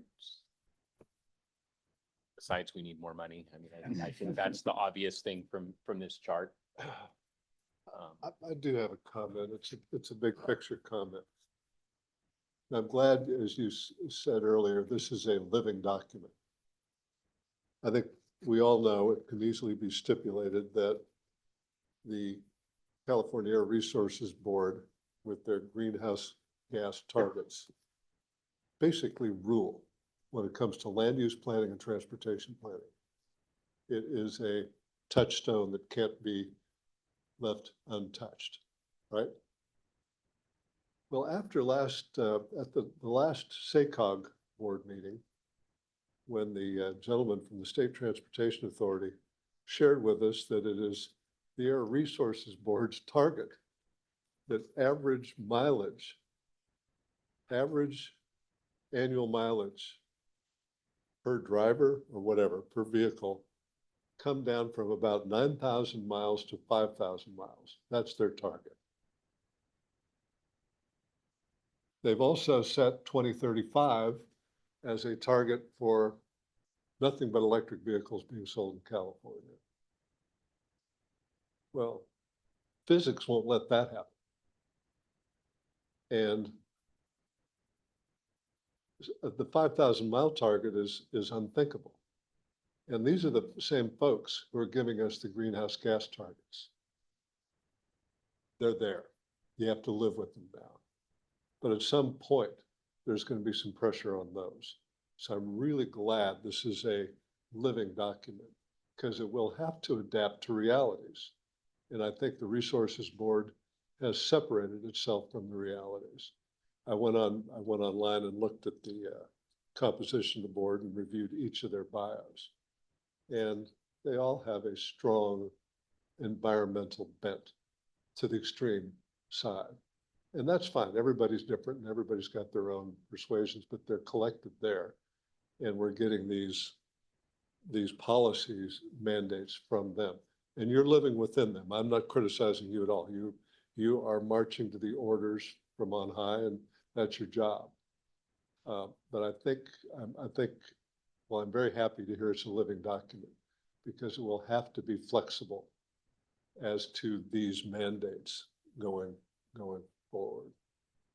I think you're doing a fine job. Thank you. Mr. Chair, if I might. So my curiosity about Sutter County is from the southern part of the county and a road to nowhere. Because if Placer County builds a road that doesn't connect to or Sutter County can't build their portion of it or fund their portion of it, you don't have equity in the region. You don't have mobility in the region. You don't have economy in the region. And so that was my concern around, the $9 million that remains funding, because we'll work to provide our local share in Placer County. But if that road just abruptly ends at a county line, creates a challenge. And I don't know if this is the portion, but I was pleased to hear you were talking to sponsors. Because I noticed a roadway here that says, still trying to get clarification from project sponsor. It's the Wheatland Parkway. And I think Director Joyner and I have an awful lot of folks that work at a pretty strategic investment in Yuba County called Beale Air Force Base. And as I came back from a meeting with Chair Bradford yesterday and came down 70 to get to 65, I just looked at everything piling up just at that choke point you get as you go into Wheatland. So the question is that a conversation that's ongoing right now with the project sponsor? It is an ongoing conversation. We had a meeting earlier this week, and then just to give them a heads up and kind of walk through the transportation project list. And then we have another meeting scheduled coming up, I believe, next week or maybe subsequent week. Okay. So that is an ongoing discussion. And obviously, you noted it's a pending further discussion.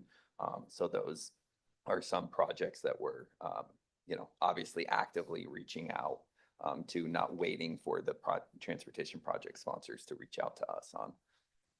Yeah, and as I see whether I'm going north or coming south on 65 after I get through Wheatland, not all those cars are, well, let me just say, some of those cars are contributing to the greenhouse gas emission inventory. I'm just going to guess. So thank you, Director Haberstroh. Building off that and kind of taking us back to this slide here, just a general comment. I don't think it's unreasonable at all, but I do kind of really relative to that comment.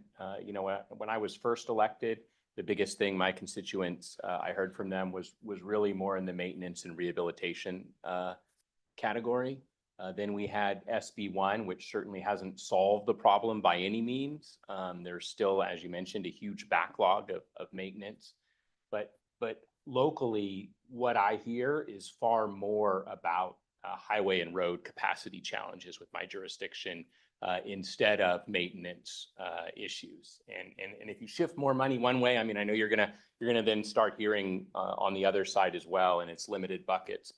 And I know that's going to vary by jurisdiction and by area within the jurisdiction, where people are driving within the jurisdiction and within the region. And so I know it's very, very complicated. So it's really just kind of a statement, a perception, what I hear. And that is from my constituents, I hear that that's a higher priority for them, is really dealing with those congestion issues, not just the potholes. So not saying both aren't important, but there's just some overall feedback on that. So any additional comments on this slide and the allocation of in the various categories? Very great points. And I do think a little later, we're going to maybe get into some board comments with I think the next question that are more along the lines of what. Yeah, no, I appreciate that. So with that, I guess we'll move on. Apologies, I've got to get back. Okay. All right, so now I'm going to get into the changes made to the transportation project list you saw in April, and how they affect, how those changes affected performance on the plan as a whole. A few things to note here. Although the project list does not reflect the most recent comments and changes that we've been talking with SAC-RT by, the modeling that you see here does. So all the changes that were requested by the SAC-RT were included in this modeling effort that you'll see. And that'll become very apparent once we look at the performance indicators. Additionally, there are a number of projects that are listed in the draft project list as pending further discussion with sponsors.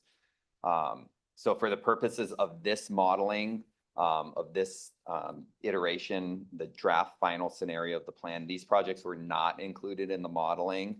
But these are projects that we're continuing discussions with project sponsors on, obviously, moving forward, these next couple of weeks.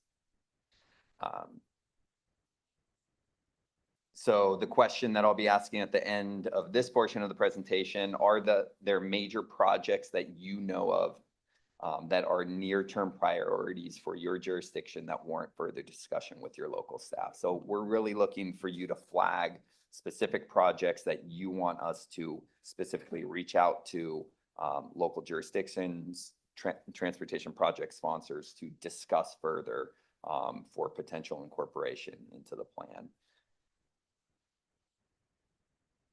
So I'll be jumping now into how the scenario performs relative to the policy-based priorities that we're using to develop and refine the transportation project list, that being the triple bottom line of economy, equity, and the environment. So as I mentioned earlier, we have far more transportation project nominations than we do reasonably available funding to build all of those projects. Thus, performance relative to the triple bottom line policy framework was one way that the projects were analyzed, that being in addition to fiscal constraint, needing to hit our greenhouse gas target, as well as incorporating local feedback and priorities.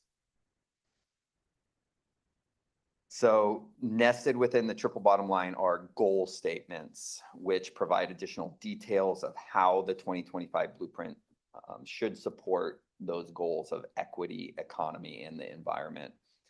So the table here in front of you includes a number of performance metrics that correspond with and show performance relative to those goal statements, many of those goal statements. So as you can see in the table in front of you, when compared to what you saw in April, so that's the discussion scenario column there, is what you saw in April. This draft final scenario performs similar with the exception of the metrics related to the provision of transit really improving. So in those metrics, the draft final scenario performs significantly better.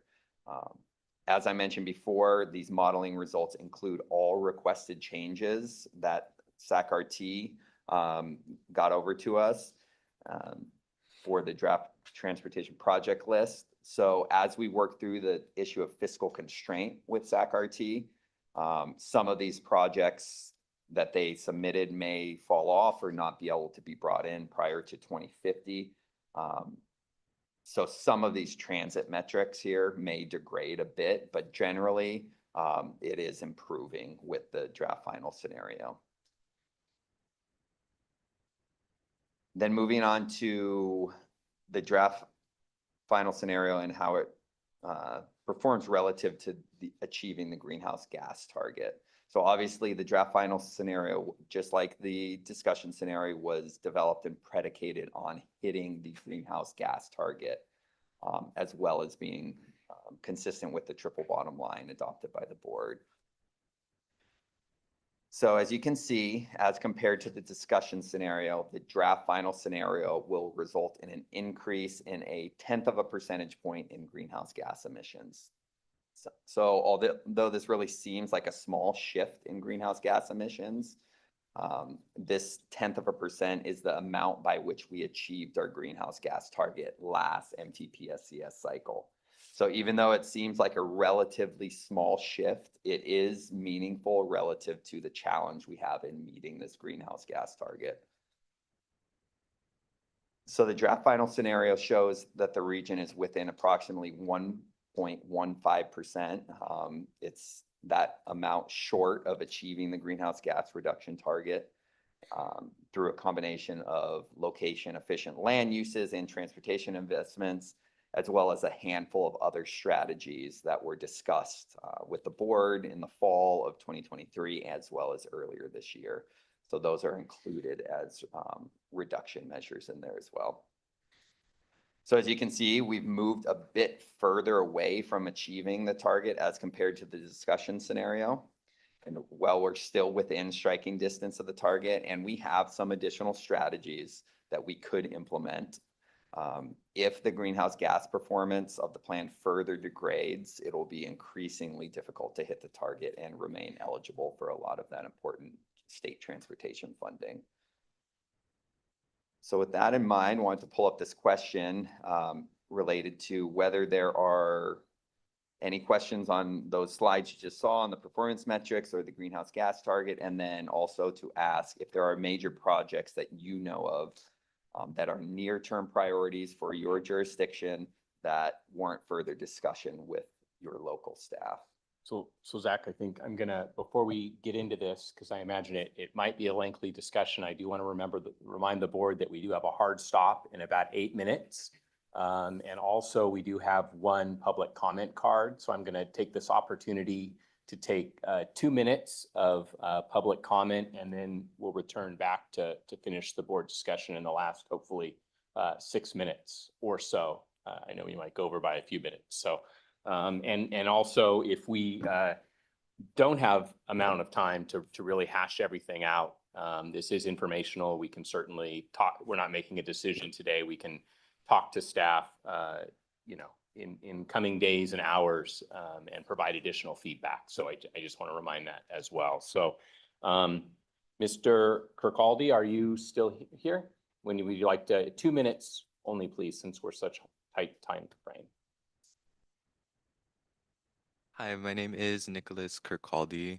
I'm a resident of Sacramento County, specifically Carmichael, and I just wanted to, a little bit on the blueprint, I just wanted to bring a little bit of emphasis to projects concerning north-south travel in that part of the county, just because in my personal experience and in my experience, other people in my community's experience, a lot of times these thoroughfares, specifically Watt Avenue, Sunrise, and Hazel, become really congested at peak hours, and it's become an issue of both traffic and also safety, as I regularly see vehicles that exceed freeway speeds on these like residential streets, specifically Madison, Greenback, all of those kind of really major thoroughfares in the Carmichael, Citrus Heights area.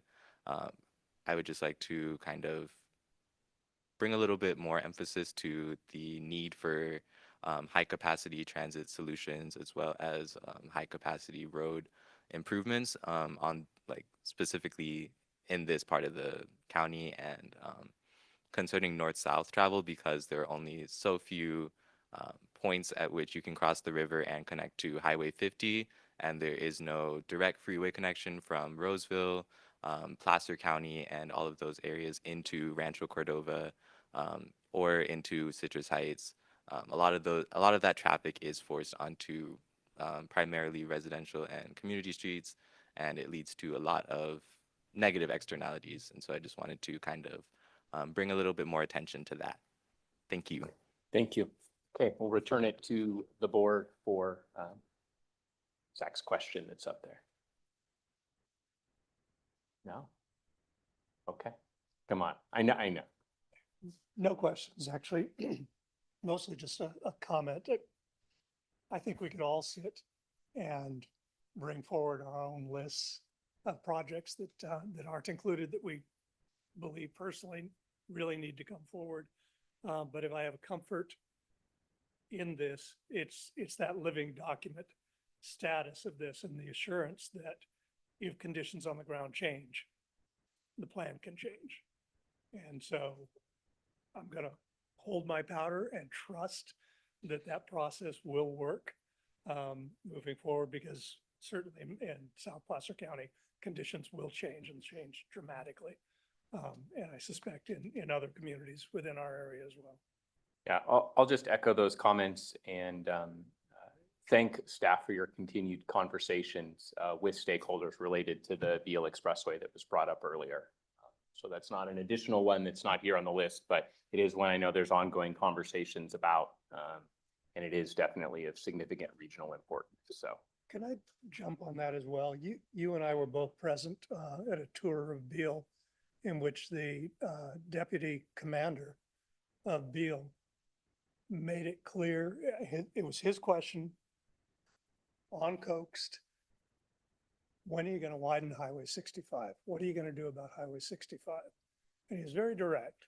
He said, from my perspective, my airmen are at risk every day that they're on that road coming into work. It is a national security issue that we fix that road. So based on that, are the defense funds that we don't normally look at, that we could be taking a look at to see if we could solve that Beal national security issue? And at least to some degree, in widening that roadway and making it safer, because it truly can be very dangerous. So I don't know, there's an area that we just don't normally look at of funding from the national defense funds. There may be, when we toured Beal, the commander there also mentioned the fact that they would be willing to work with us on solutions. One of the things we're also talking about with them, not specific just to Highway 65, but in any of those cases, the need is now and the funding, even with additional support, is out there. So can we do something clever now operationally to help with the existing need while we continue to look at the longer term solutions as well? So yes, I think the answer is there's defense funds that they have said they'd be willing to work with us on. And then two, there's also near-term needs. And I think there might be some creative solutions that we can look to for near-term. I'd love to hear those offline. Yeah. And then one other just tiny piece of context. I think it is obvious, as we add roadway capacity, we see VMT increase a little bit. Greenhouse gas generally goes up, not true every time. To your point from the last meeting, there are times, if you're sitting in congestion, there's more pollution, right? So we're looking at, how movement happens throughout the region, not just strictly VMT. So it's VMT's huge, probably the biggest influencer of those, but relieving congestion in existing bottlenecks, key corridors, that helps not just on greenhouse gas, but it also helps with other criteria pollutants. There's quality of life benefits. So we're not, I just want to make it clear, this is not a 100% just about VMT reduction, but as you add capacity, you do add VMT, generally speaking, that's going to make it harder to hit that greenhouse gas target. Any additional comments? If not, we'll finish 2 minutes early. Well, actually, there's a couple more agenda items, so we'll move on to those real quick. You have one receive and file, and then. Yeah, no, I just wanted to remind everyone, if you're signed up or even if you're not, to stick around. We have a lunch presentation. We have Lauren Prahota from Caltrans headquarters to come talk about the California Road Charge Program. This was somewhat of an extension from the presentation we had from Kiana Valentine a few months ago. Director Soon had requested some more information specific to this. So that is what this is for. So if you can stick around, please do. Great, thank you. So with that, we'll adjourn.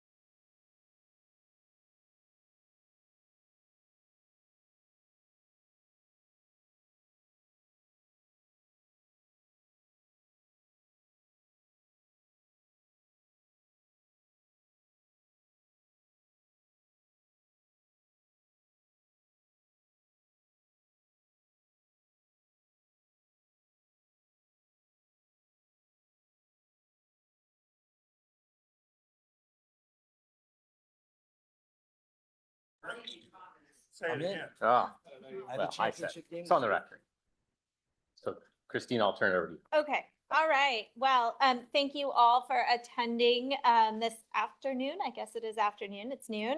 We're excited to welcome Lauren Fajota, who manages the Road Charge program at Caltrans. So today's luncheon is a follow-up, as I mentioned earlier, from our June 6th luncheon, where we had Kiana Valentine, the Executive Director of Transportation California, provide an overview of some of the state and federal transportation programs, revenue projections, and policy issues that are under discussion right now at the state.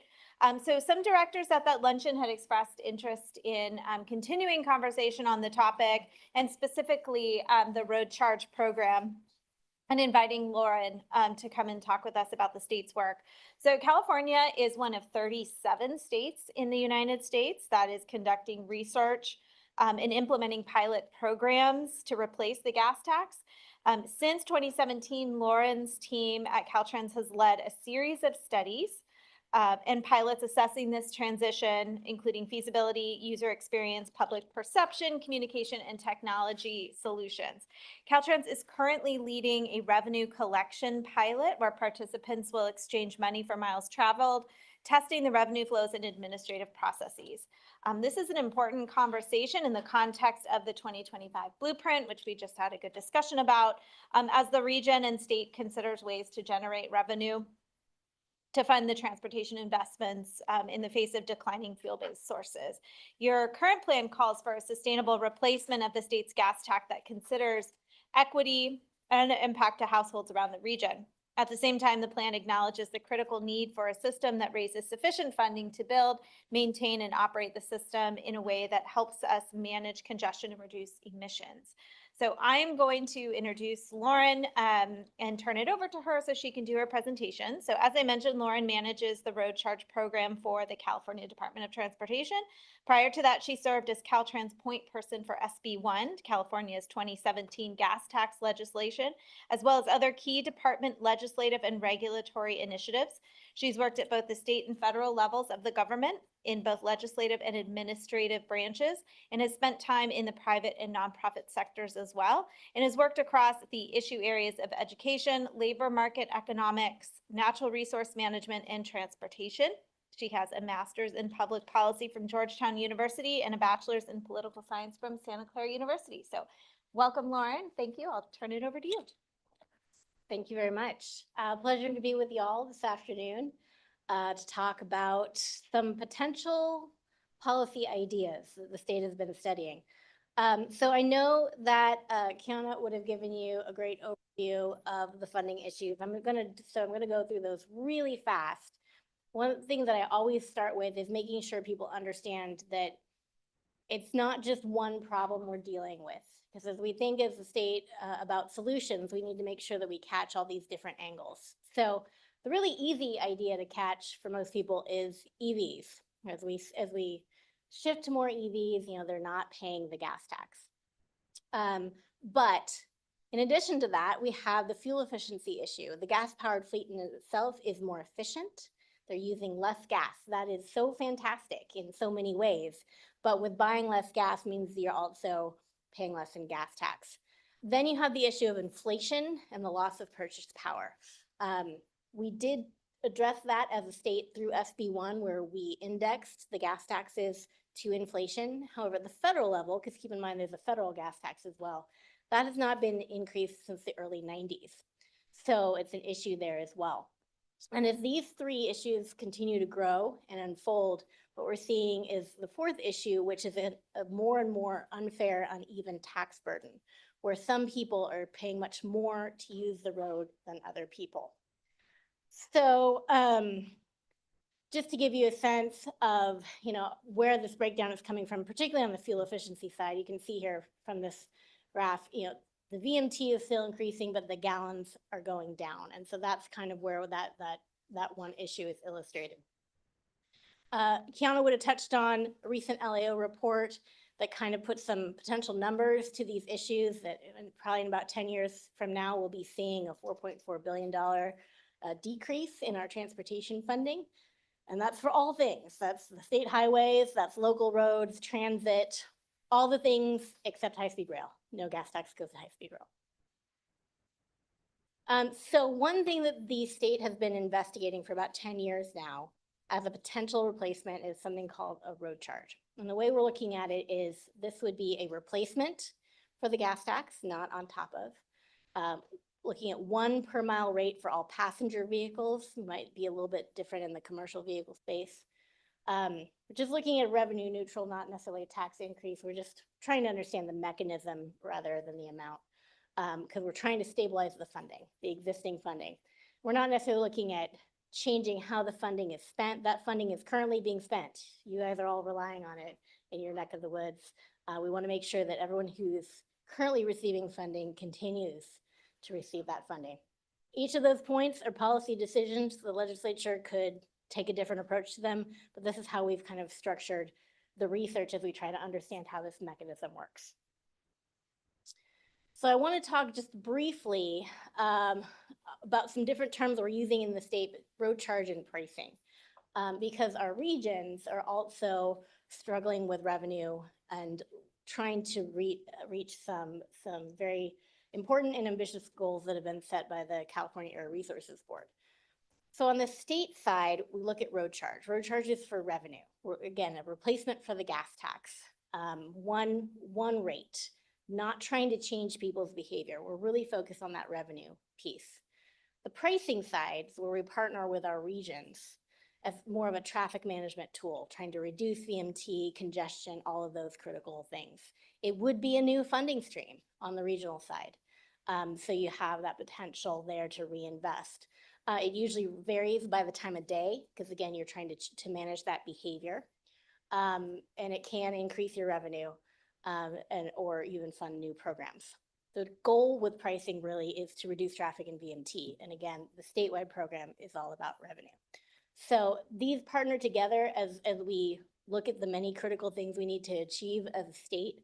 And SACOG, I know has started looking in the pricing space with some of their pilot designs around pricing and incentives. So that's a very exciting effort. But we look at it as slightly different than the statewide road charge effort, though there could be some operational crossovers. So one of the things I talked about was the fairness or unfairness of the tax burden, right?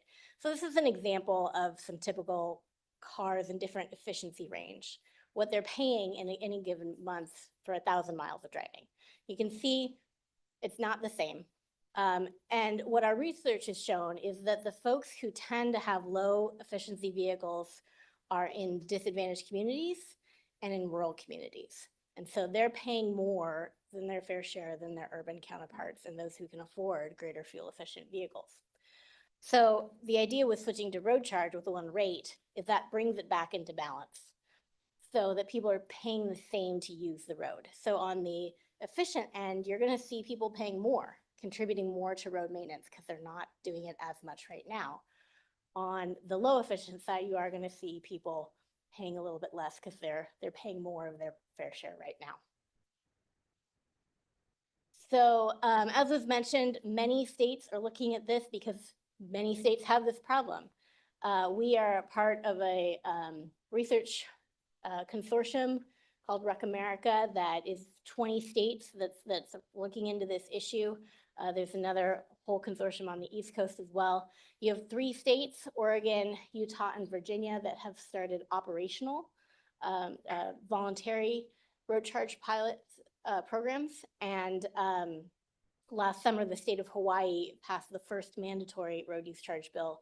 They'll be transitioning all their vehicles away from a gas tax to road charge by 2033. There's also a number of states, the ones that are in green, that have done pilots. At the national level, Congress did include in IIJA a federal level pilot that is currently being in the beginning stages by FHWA, because as we know, the feds have this issue as well with the federal gas tax. So a lot of interest in this idea. I will say, you can tell here, this is both a red state and a blue state potential solution. I've seen a lot of discussion in Congress where both parties in both sides of the House like the idea of road use charges. How often is that happening these days? So very interesting to watch. And really, I think that is around the idea that this is a use-based fee. It's related to how much someone is using the service, in this case, the transportation system, yes. So far, I'm not aware of any efforts in those states. Something about the Mississippi River, I guess. But, you know, the interesting thing is Missouri, they don't necessarily have a state program that I'm aware of. But one of their members of Congress, Chairman Graves, is head of the House Transportation and Infrastructure Committee, and he is very, very excited about road use charges. So there's an interesting diversity, and obviously the politics are different in each state. But we're doing our best to work across states, knowledge share, build interoperable systems in preparation for this potentially happening. So you say he's excited about usage charge or road charge? A road use charge, yeah. There's a lot of different terms, sorry. Yeah. I mean, is he more excited about how much you use and how much you use for the flat rate? My understanding of his position is that he likes that it's a use-based fee, that it's based on how much you drive. So that's why he looks at it as a really exciting potential replacement to the gas tax. So is this to replace the gas tax or augment?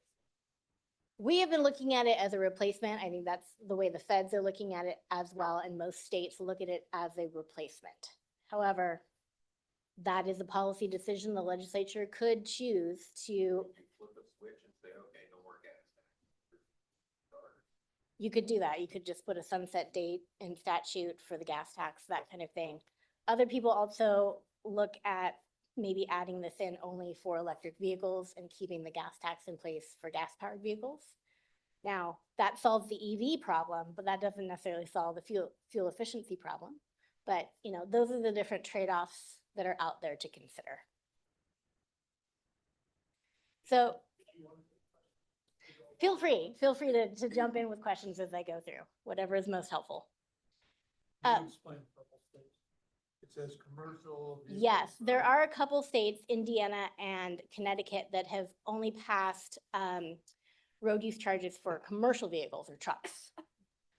So that's a kind of different side of it. Most states have started looking on the passenger vehicle side because those are the ones that are moving to electric and more fuel efficient more quickly. So that's where the larger revenue impact usually is. But these states have kind of moved on the commercial side first. We've got a lot of commercial vehicle, in the form of question, Mhm. are there a lot of commercial vehicles? Director Howard, could you use your mic, please? Are there a lot of commercial vehicles in those states? So I think with Connecticut, and again, I'm not an expert on the internal politics of all 50 states, but Connecticut, a lot of trucks drive through. And this is, you know, with New England especially, it's small territory, so you can easily have vehicles filling up in one state, driving through and never stopping to buy gas, right? And so they were getting really tired of it, and so they wanted to capture that pass-through traffic into other New England states. It really ticked off the trucking industry, I will say that. Indiana, their road use charge is only for electric. So it's still a very small number, but they wanted to put that in place to start capturing that aspect. So did I see $25 per 1,000 miles? That was the example that we used. That was an example, but So that's not a hard number. That's based on fairly kind of low. an average, you know, on average, Californians pay about $25 a month in state gas taxes. So if you did it revenue neutral, It's just state gas taxes, not just state, not the excluding- federal, yeah. That's only, it's only typically $250 a year for typical 10,000 mile. Mhm. It's not much. I mean, it depends on what your budget is, but yeah, so for our current pilot, our per mile rate, revenue neutral rate is 2.8 cents per mile. Oh, I have a question. Mhm. Is Hawaii then with their mandatory road charge program, are they also charging the gas tax? They will be repealing it. They view it as a replacement. So they have kind of a phased-in approach where they will start first with their EVs and then move other vehicles and eventually repeal the gas tax.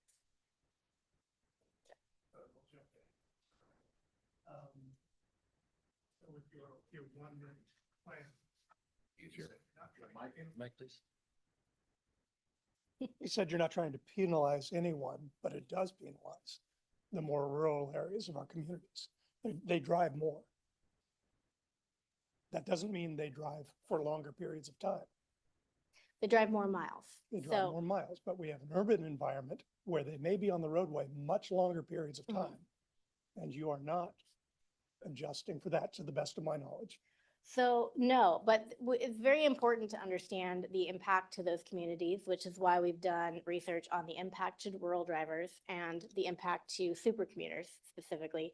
Any of our research, if you want to do a deep dive, deeper than you can in this meeting, is on our website at caroadcharge.com. What our research has shown with rural drivers, because if you're thinking about a revenue neutral switch from a gas tax to a road charge, it's not about how many miles you drive, because your miles are staying the same. You're driving a lot of miles as a rural driver right now and paying the gas tax, right? What the key factor in that switch is which car you're driving and how fuel efficient it is. And what our research has shown is that rural drivers on average tend to be driving less fuel efficient cars, whether it's, for way of life or they can't afford something new. So right now, for those same number of miles, they're paying more. So the switch to the road charge would likely mean they'd save some money. I can't change the number of miles they drive, that's issues we have in our state with housing and all those things and just how big we are. But the amount of tax potentially we expect will go down on average for rural drivers. So again, if you want to run numbers yourself, on our website, we have a calculator where you can put in your own vehicle or a vehicle you're interested in, put in the number of miles you drive each month, and it'll give you an estimate for what you're currently paying under gas tax and what you might pay under a road charge. So it helps you sort through the numbers yourself. So I think the other thing I would say is that not all miles are public roadway miles. Very true. I'll get to that in just a second. Well, on that note, I mean, would you look at if you just did a flat rate for everybody? That's mostly what we look at. In our current pilot, we actually, per the bill that required it, have 2 rate groups this time. One is the flat rate of 2.8 cents. The other is an individual based rate based on the MPG of the vehicle. And the idea behind that, it was introduced by the Natural Resources Defense Council to look at a rate structure that could potentially incentivize people to shift to more fuel efficient vehicles. The thing about a road charge is with the rate structure, you have a world of options. You could charge a higher rate to people who have too many bumper stickers if you wanted to. So it just comes down to understanding what that would look like, the impacts to different groups, the impact to different policies that we're pursuing, such as, climate change, revenue stabilization, equity, all those things. And so we've been trying to tease out those impacts in the research we've been doing. Let me clarify my question. When I meant just per licensed drivers, not vehicle miles traveled. So why we don't do just a flat registration fee? Well, yeah, exactly. So that could be potentially an option as a revenue replacement to the gas tax. Registration fee has no relationship to the use of the road, however. Correct. Yeah. So if you want to go that, it's more of a kind of public good taxation structure versus a use-based structure. Yeah. The tax philosophy, either one, you can debate those. Most elected officials that I interact with are very strong in it needs to be a use-based solution. And if you're gonna go use-based solution, road use charges is the one that we've fleshed out the most and makes the most sense in most scenarios. So, but either one. Okay. It's a different understanding of fairness to whom. Yeah. Okay, I mean, we get into this type of conversation, what Director Joyner was saying, right? About you could be driving more, or you're using, more fuel efficient vehicles. seems like you could avoid all that. Like when we pay a gym membership or we pay a Netflix membership, I mean, this is private decisions and all, but in general, nobody's debating about how many times Gary goes to the gym versus me, therefore I should pay less because he goes to the gym more than me, right? Or watches more movies more times of the day, therefore my Netflix rate should be cheaper. So I guess I think I understand where a lot of electeds are coming from in terms of this usage, but there's also the unpredictability about human nature and these roads, these highways, there are assets in general. And it's just, I think there's rationale for exploring more of a registration-based fee that just means, you mentioned $25, you know, that type of. So that comes out to $300 a year. $300 a year. So you could put in place. Can you have some your gym additional partner turn on his microphone so? And again, Mayor, thank you. that's the potential solution, right? Yeah. So I'm not saying that road charge is the only solution. This is something that the legislature has directed us to investigate Yeah. as one potential solution. That doesn't have, I don't know which way they're gonna jump. Yeah, no, I understand. And so what I'm hearing you say though is this flat rate is a possibility, but it's not something that you've explored very much because of the direction you've been given. Is that correct? Right. Well, and the reality is we already have registration fees. The DMV already collects those, so that process is there. If we need to change the amount that's collected in statute, it's not a big deal. It's for pretty the simple, yeah. Okay, got it. Thank you. Can I just add one more? Mhm. Just one more comment to that would be that, to Director Soon's point, for long haul drivers who are bringing food to market or who are, you know, for businesses, it's like a double whammy because that's all they do is drive. And so it's like an added big tax on some businesses that could have an impact on the end consumer because it always gets pushed to the consumer. Are you talking registration fee or road charge? Road charge. Right. So actually, again, on our website, we have a study that we did on the impacts of a road charge in the trucking industry, specifically looking at fairness and equity of how those pass-through costs might work. And again, if you keep it revenue neutral, it's not going to be necessarily that bad. We have talked a lot with the California Trucking Association about how this might work for them. I'll get more into detail of that a little further on. Okay. We're kind of climbing down your throat. No, it's okay. No, all these questions are good and important. Any more for the moment? Okay. I'll stimulate more. So just overview of what California specifically has done in the last 10 years. Our first pilot was 2017. That was, the legislature directed us to do that, kind of a general feasibility test. Very successful. The general answer was, yeah, this could work, California, but also had some areas of recommended future study, and that's what we've been teasing out in these subsequent pilots. Our second pilot was looking at how to make it easy for users. We paired the collection of road charge with paying at the pump, with ride sharing, with usage-based insurance, and AV technology.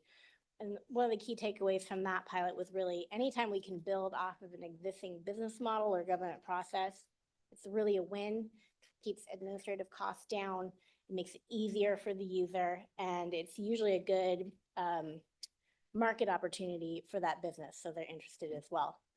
Last year, we did our public-private roads project, which focused on engaging rural and tribal communities in a conversation about what this might look in their day, bringing their voice to the table, understanding, what unique impacts might be in these regions. 2, testing GPS technology to see if we could differentiate between public and private roads in a way so you would not be taxed if you're driving on a private road. That final report hopefully will be out at the end of this year. So I can't say too much about it yet, but it was a really good process engaging these communities in discussion of what their priorities are, what they think the impacts would be versus what they maybe really are, and trying things out. What we find in our pilots is that people usually enter them kind of freaking out a little bit. This is a new idea. But when they experience it firsthand, they're like, oh yeah, this is fine. makes sense, no problem. We get pretty high rate, positive feedback from pilot participants. And then the pilot that we are currently in, that we just launched in August, again, the legislature directed us to do this, was specifically, they gave us authority to collect actual revenue from our pilot participants so that we could test that collection process and see how people react to these two different rate structures. So we just had our first bill go out beginning of this week, and so we'll see how this continues to unfold. So I got a question for you. So have you worked with automobile insurance companies? Because they already do this. Yes, They're already, that I was mean, in our I second, see a yeah. pretty big swing when I drive a lot in a month, and then next month I get a bigger bill, and next month I have a little less. Mhm. My bill goes down a little bit. They're Wow. already doing that. Yeah, Huh? I don't actually know how they're doing it. I you can usually see have that different, You pay it monthly? they have different options, I and I'll do get pay into that in a monthly. moment. But yes, that was in our second pilot. We did partner with an insurance company, and that's, again, it's really easy because they're already collecting the mileage numbers as part of their business model. So all it is just adding another line in on your monthly bill. So it's easy for the taxpayer because you don't have another bill to pay. And it's very, an easy addition for the company, which translates to low admin costs for the state. Again, just showing you some numbers here on the participant feedback, that it was very easy for those who experienced it firsthand. Some of the key stuff we've learned in our pilots, and again, all of our pilot reports are online if you really want to do a deep dive, but obviously this is a big mental change. We've relied on the gas tax for 100 years. So change is hard. People don't like change. I certainly don't.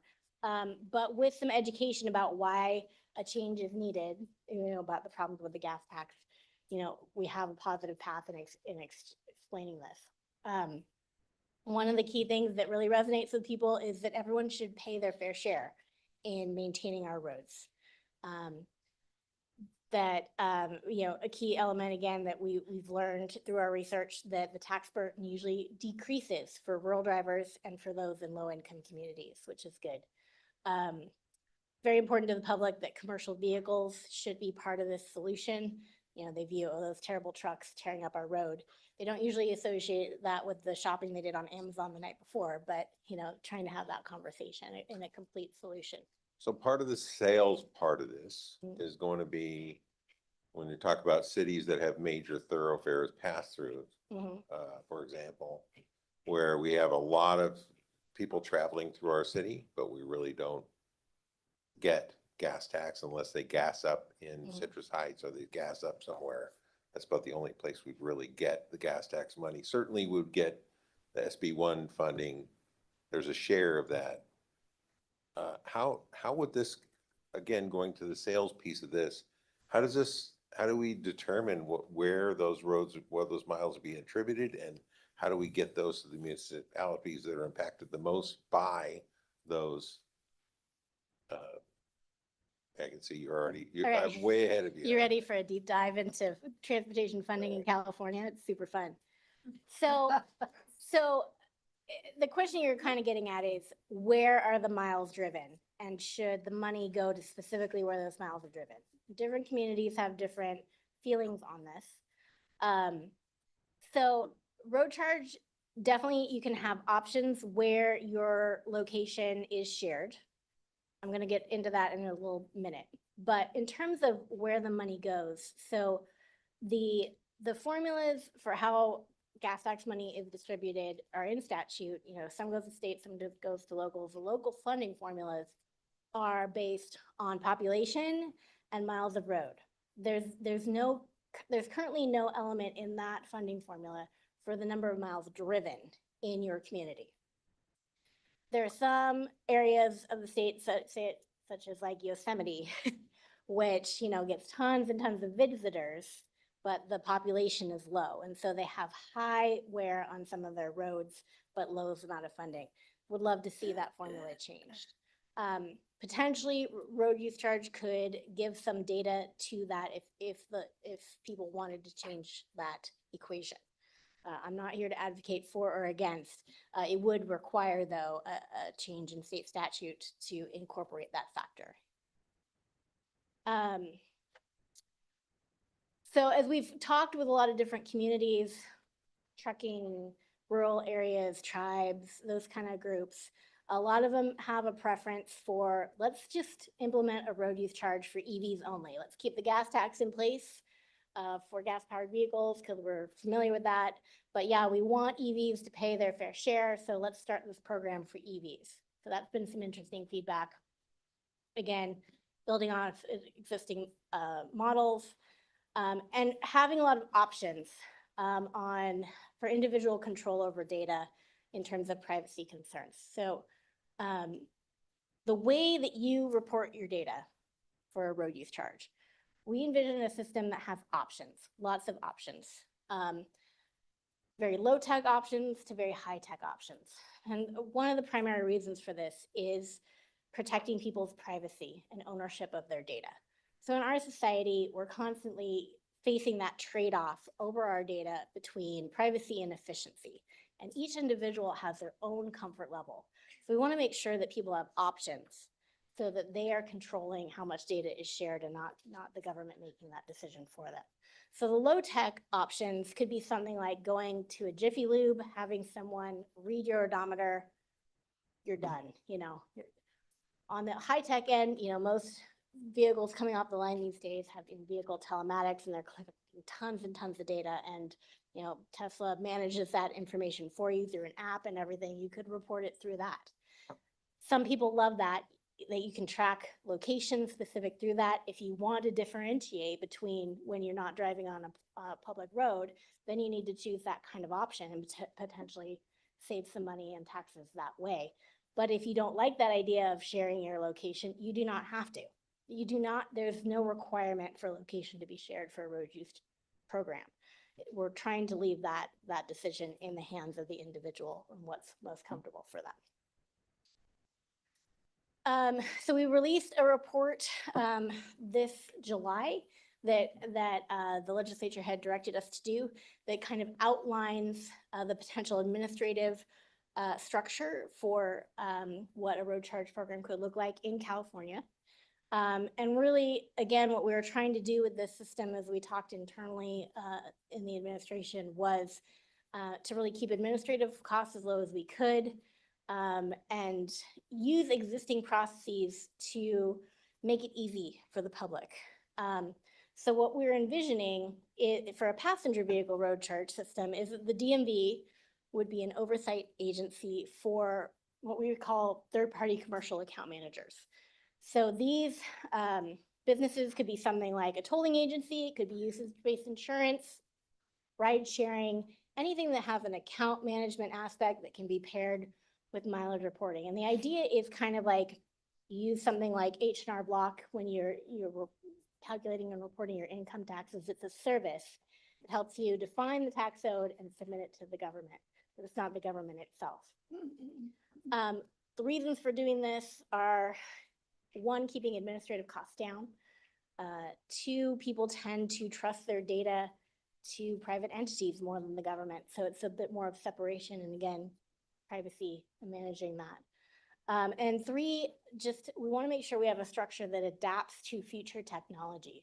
And the private sector tends to do that better than the state. So we'd have a range of account managers, a range of reporting options. We want to give as much flexibility and options to the public as possible so they can choose what works for them. Some people may want to budget each year. Some people may want to budget each month, you know, want to making sure that we have those options, cash payment options for those, for the unbanked and things like that. The enforcement process would again be built on something that's currently in place. If you are not paying your toll system, so say you run down to the Bay Area and go over a bridge, you get a bill in the mail from Fast Track kindly asking you to pay your lovely bridge toll. If you don't do that, eventually they're going to send it over to the DMV and say, thank you. It's going to be, you need to pay this before your registration is renewed. So it's going to be that similar kind of process. Again, in place, familiar for folks. On the commercial vehicle side, I don't have a slide on this, but we do anticipate a different agency, the California Department of Tax and Fee Administration, overseeing that program. This is after a lot of discussion with the Trucking Association. CDTFA is currently the agency that implements IFTA, the International Fuel Tax Agreement, which is an existing structure across states that sorts out the gas taxes for trucks that travel across state lines. So incorporating the reporting of road use charging into that process seems pretty feasible and logical.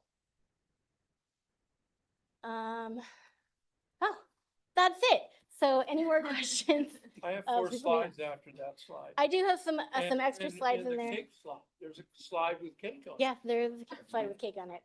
Those were extra slides that Dustin asked me to have in place just in case, depending on what questions you might have. But We're gonna have cake. happy to. Nope. There were cookies, just saying. Not necessarily a question, maybe just an observation. So I'm not surprised by the pilot learnings of public support is still an uphill battle. Education is going to help. It seems to me that it's easily, this can grow into something that becomes so burdensome to try to manage, because rather than trying to just address the actual shift of one way of taxing to another, we've now, and rightfully so, we've now, or you have, or we are contemplating how to really make it a fair level playing field.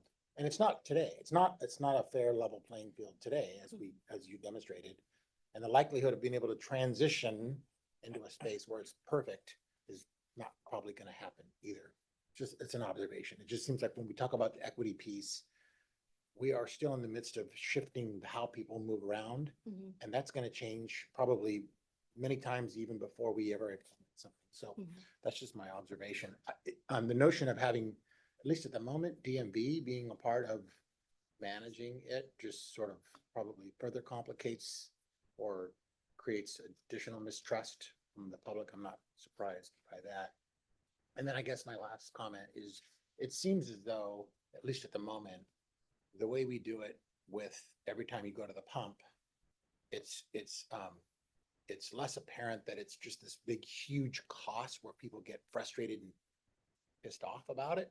It's just like boiling the frog, right? It's just this sort of every time I go, I know that every time I go, I'm paying extra because of the gas taxes. And so it seems like some system, like the account-based manager system in a private setting or some other path, where it's incremental in whatever form or fashion it ends up being, might be the most easily digestible place for people to accept it, because it's not this huge payment. I don't know, maybe I'm off on that, but it just seems like that's the case. Yeah, and that is one of the trade-offs if you consider a registration fee. Registration fees are annual, so you're getting hit with that $300-ish all at once, whereas road charge would have some options. And you're right, the gas tax is a very invisible tax. A lot of people, I mean, usually when I'm talking to the public or focus groups, I have to start off by saying, hey, there's a gas tax, you know? And then I ask them how much they paid, and they're like, well, I don't know, but it's probably like $2,000 a year, you know? So there's not much awareness, and road charge, you would be more aware in what you pay, and so that does make it more painful too. So I just have a comment. It's kind of a big comment because the state of California has been driving fuel efficiency for decades. This problem was coming 50 years ago. And now we're faced with, uh-oh, what are we going to do now? We have a tax revenue problem that we knew that we were planning for. We should have been planning for 50 years ago. And we created this problem. And we're doing the same thing with new urbanization. We're reducing the vehicle miles traveled, so that's going to ultimately reduce the number of taxes that are collected for road repairs. So we're doing the very same thing today that we were doing 50 years ago, and we just keep doing this. We're sort of the hamster in the wheel, we'll never catch up. We will never, ever catch up. We're constantly, okay, well, we will be more efficient here because we're now going to move everybody to public transit. People will drive less. We'll have less roads to maintain, which probably isn't going to be the case because people are humans and they travel around and they move and they like to go see things. And look, we can't just decide, okay, we're only gonna maintain the roads in the urbanized areas when people want to go to Yosemite, or they want to go someplace else where they, actually, it's not no longer a highly populated area. So I really think we need to look at something a little more comprehensive. If we're gonna say, let's do this new urbanization, we got to be thinking about how's this going to impact all this work that we're going through right now. We're all talking about, we're all going to face a lot of flack from our constituents about this new program, because everybody's going to right away, they're going to jump and say, well, we're already paying the gas tax. Now you want us to pay a use tax for the roads. And until we can say, and I'm not confident that the state legislature across the street is going to say, oh yeah, we'll shut off the gas tax and we'll move right to this system. They're going to want both for a period of time anyway. So this is a tough sell. No matter how you look at it, it's going to be a tough sell. So. Well, I think anything related to taxes is tough sell. So, you know, there's, In the meantime, a bunch of people are riding on my roads for free while I'm paying gas tax. Damn it. What you want? Get it started now. Wait till teleportation happens. We won't There you need go. roads at all. No, just Okay. kidding. Oh, That's what it is. Getting off your roadways. I'll be I gone saw by your then, picture there, that's no right. worries. that time I'll be retired. So, Lauren, I just want to, first of all, thank you for this presentation and the information. It was very helpful. I do wanted to quickly say, in terms of options, which I totally appreciate, I hope that the registration type of fee model could be an option. I mean, maybe you could choose to do that first, and then, you know, maybe you'll decide, hey, I'd rather pay a usage fee. But to your comment about once a year, we pay property taxes twice a year. So you could model it, you know, after that, right? So the user, or you get what I'm saying. So that could be an option. So anyway, and the other plug I'd like to make for it is there's what I was getting at is all this data collecting, all the administration that you'll have to do for the individual driver could all be saved if you do more of a simple vehicle registration type fee model. So that was just my suggestion. Thank you. So I have an EV. Mhm. Okay, I've had one for about a Tesla in 2016, had one for a long time. but you're not even paying the. I'm, fee. well, wait a I'm second. paying for your Hold damn on. road. Hold Oh, free on. rider. So when I go to charge at a Off my public road. charging station, it's very expensive. Mhm. It's about, I went to Lake Tahoe, we had a charge up there. It was about 25 cents a mile. Are those companies that are in the business for profit, are they paying any tax on when you charge your car? It seems like that would be a sensible way to monitor that and say, okay, well, however many miles of range you get, you're gonna pay 2.5 cents, 2.8 cents a mile. So no, the companies are not paying, I mean, other than, you know, general business taxes. Much easier push on that front. Well, and what it would end up being is you would be paying a tax on charging. There is that question of, okay, why don't we put a tax on electric charging like we do on the gas tax? And at least for right now, somewhere around 85% of people charge at home. We don't have the ability right now to break out that charging for the car from the rest of your, so the technologies are not there to really capture that.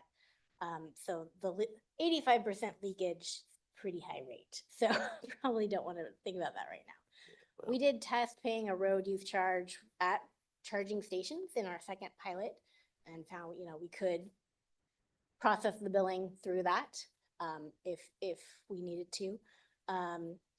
So there could potentially be something there in the future, but right now at least, it's just not, it's just too many people charging at home. And one of the reasons we do charge at home and we won't take that car on typical trips because that charging network is terrible. Right, and Really bad. the other piece of that is, you know, equity issues, people who are living in apartment complexes or maybe lower income, if they somehow got an EV, you know, they don't necessarily have access to home charging either. So, you know, all those points on the curve. So we need, I hope, you know, take offense, I know you don't, but we need to start with something. Green. recognizing we're gonna fall Hmm. like a toddler, and then we're gonna walk. So we really just need, otherwise, there's gonna be more leakage. And there's gonna be more inequities. And, yeah, it's gonna be a challenge, but it's gotta get started somewhere. Yeah, I And mean, then learn and, yeah. the legislature did put in place as part of SB one, a small registration fee, the road improvement fee on EVs, post 2020. Average state gas tax is about 300, so that's a $200 gap. We have about 1.5 million EVs right now in the state. So do the rough math on that, and it is rough because there's some other factors you would need to consider, but that's about 300 million a year right now from just that EV issue, not the fuel efficiency issue, not the inflation issue at the federal level. You're not So- sharing those, Mr. Joyner? Yeah. I think there's plenty. So you're right, it is happening right now. Can local jurisdictions, fascinating that 85% is being charged charging is happening at home? Yeah, in that range. Sounds like a revenue source to a city with its own electric utility. That is outside of my program's But, research.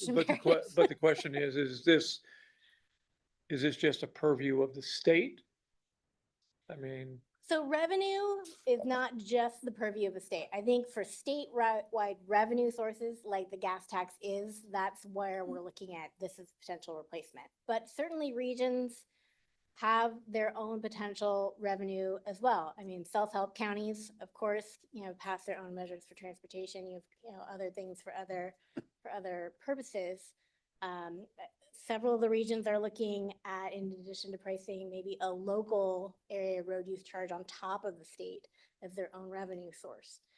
So there could be layers. thank you. Sorry if you said this already. What's the timing of implementation?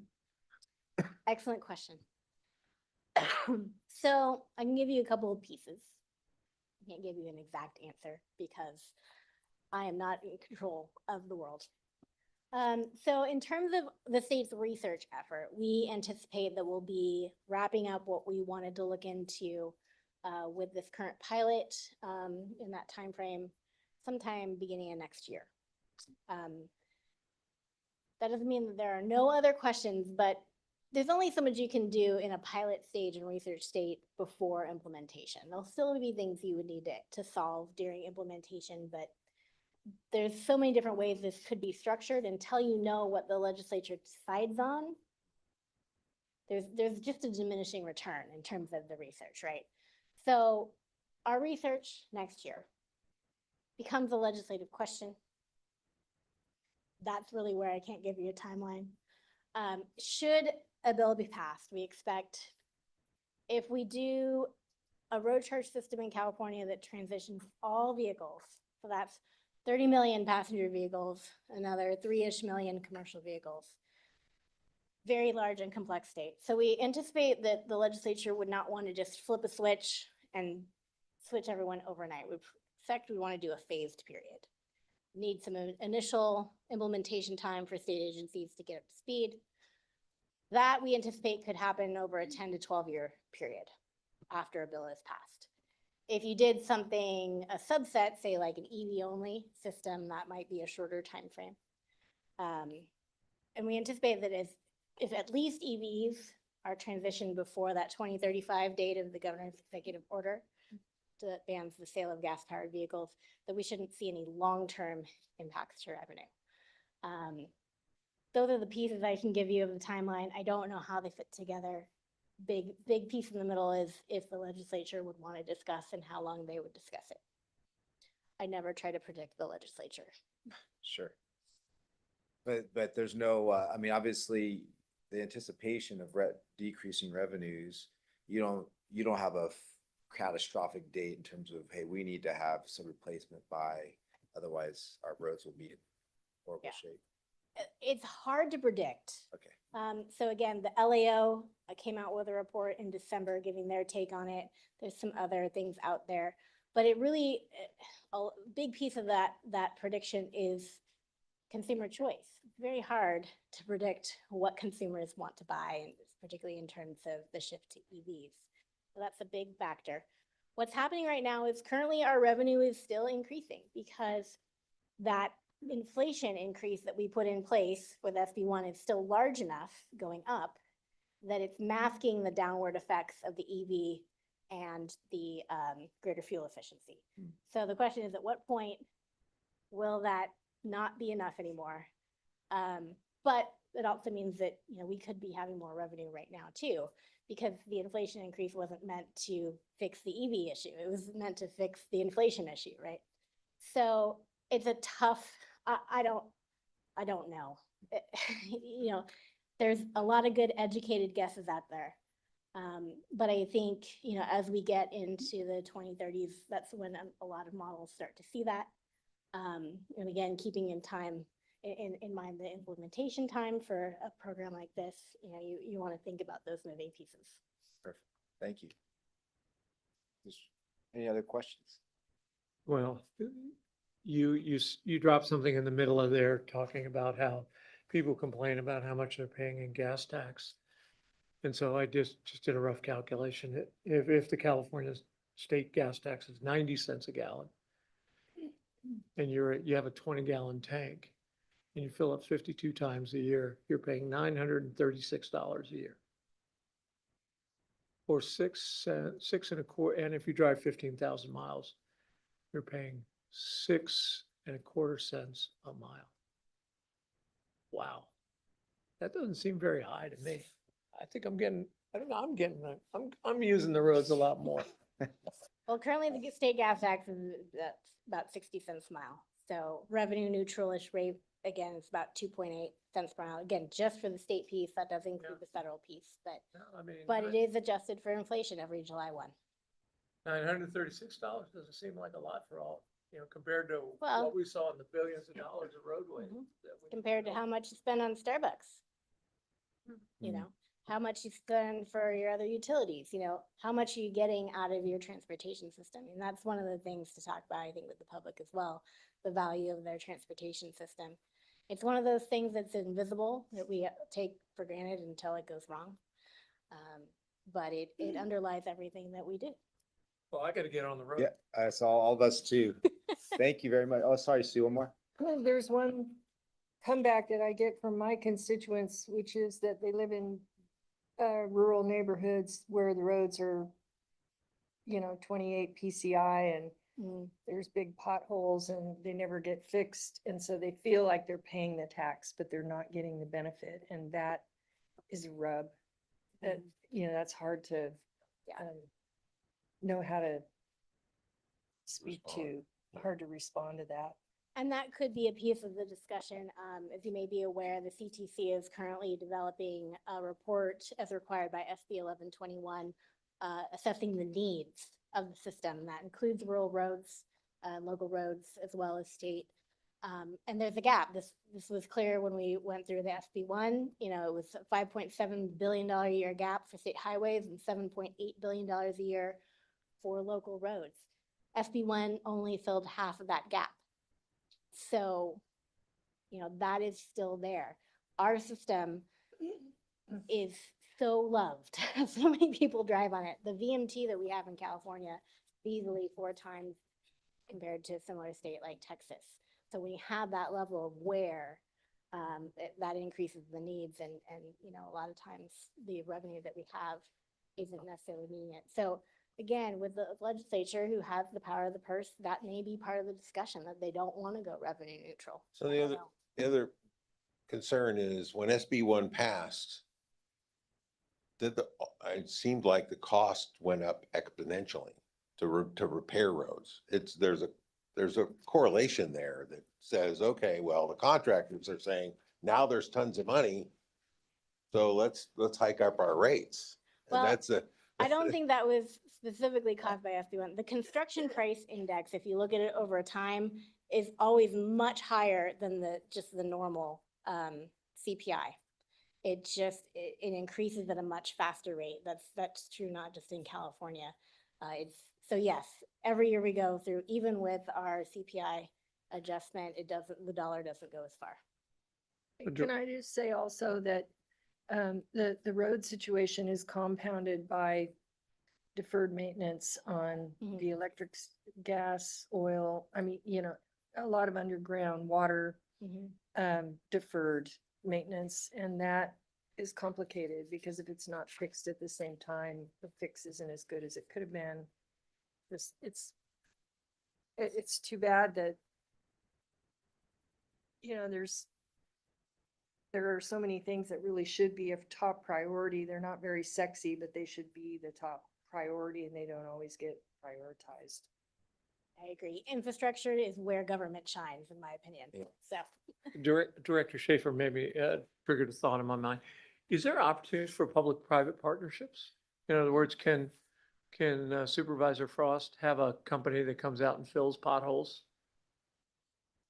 I mean, we built roads back in the 1920s based upon the economy and people wanting people to get to places. So private contractors went out and built portions of the Lincoln Highway.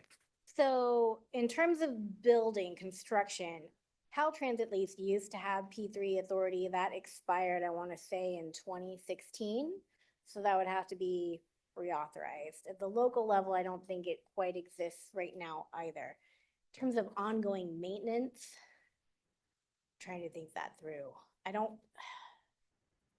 think there's a mechanism for that in terms of contracting maintenance right now either. So that would be something that would need to be addressed. Only we legislatively. knew a member of the legislature, or somebody who knew somebody. Maybe one last question? Okay. Make sure we clear that. Yeah, I think we're good. Thank you very much. All right, we'll adjourn this now.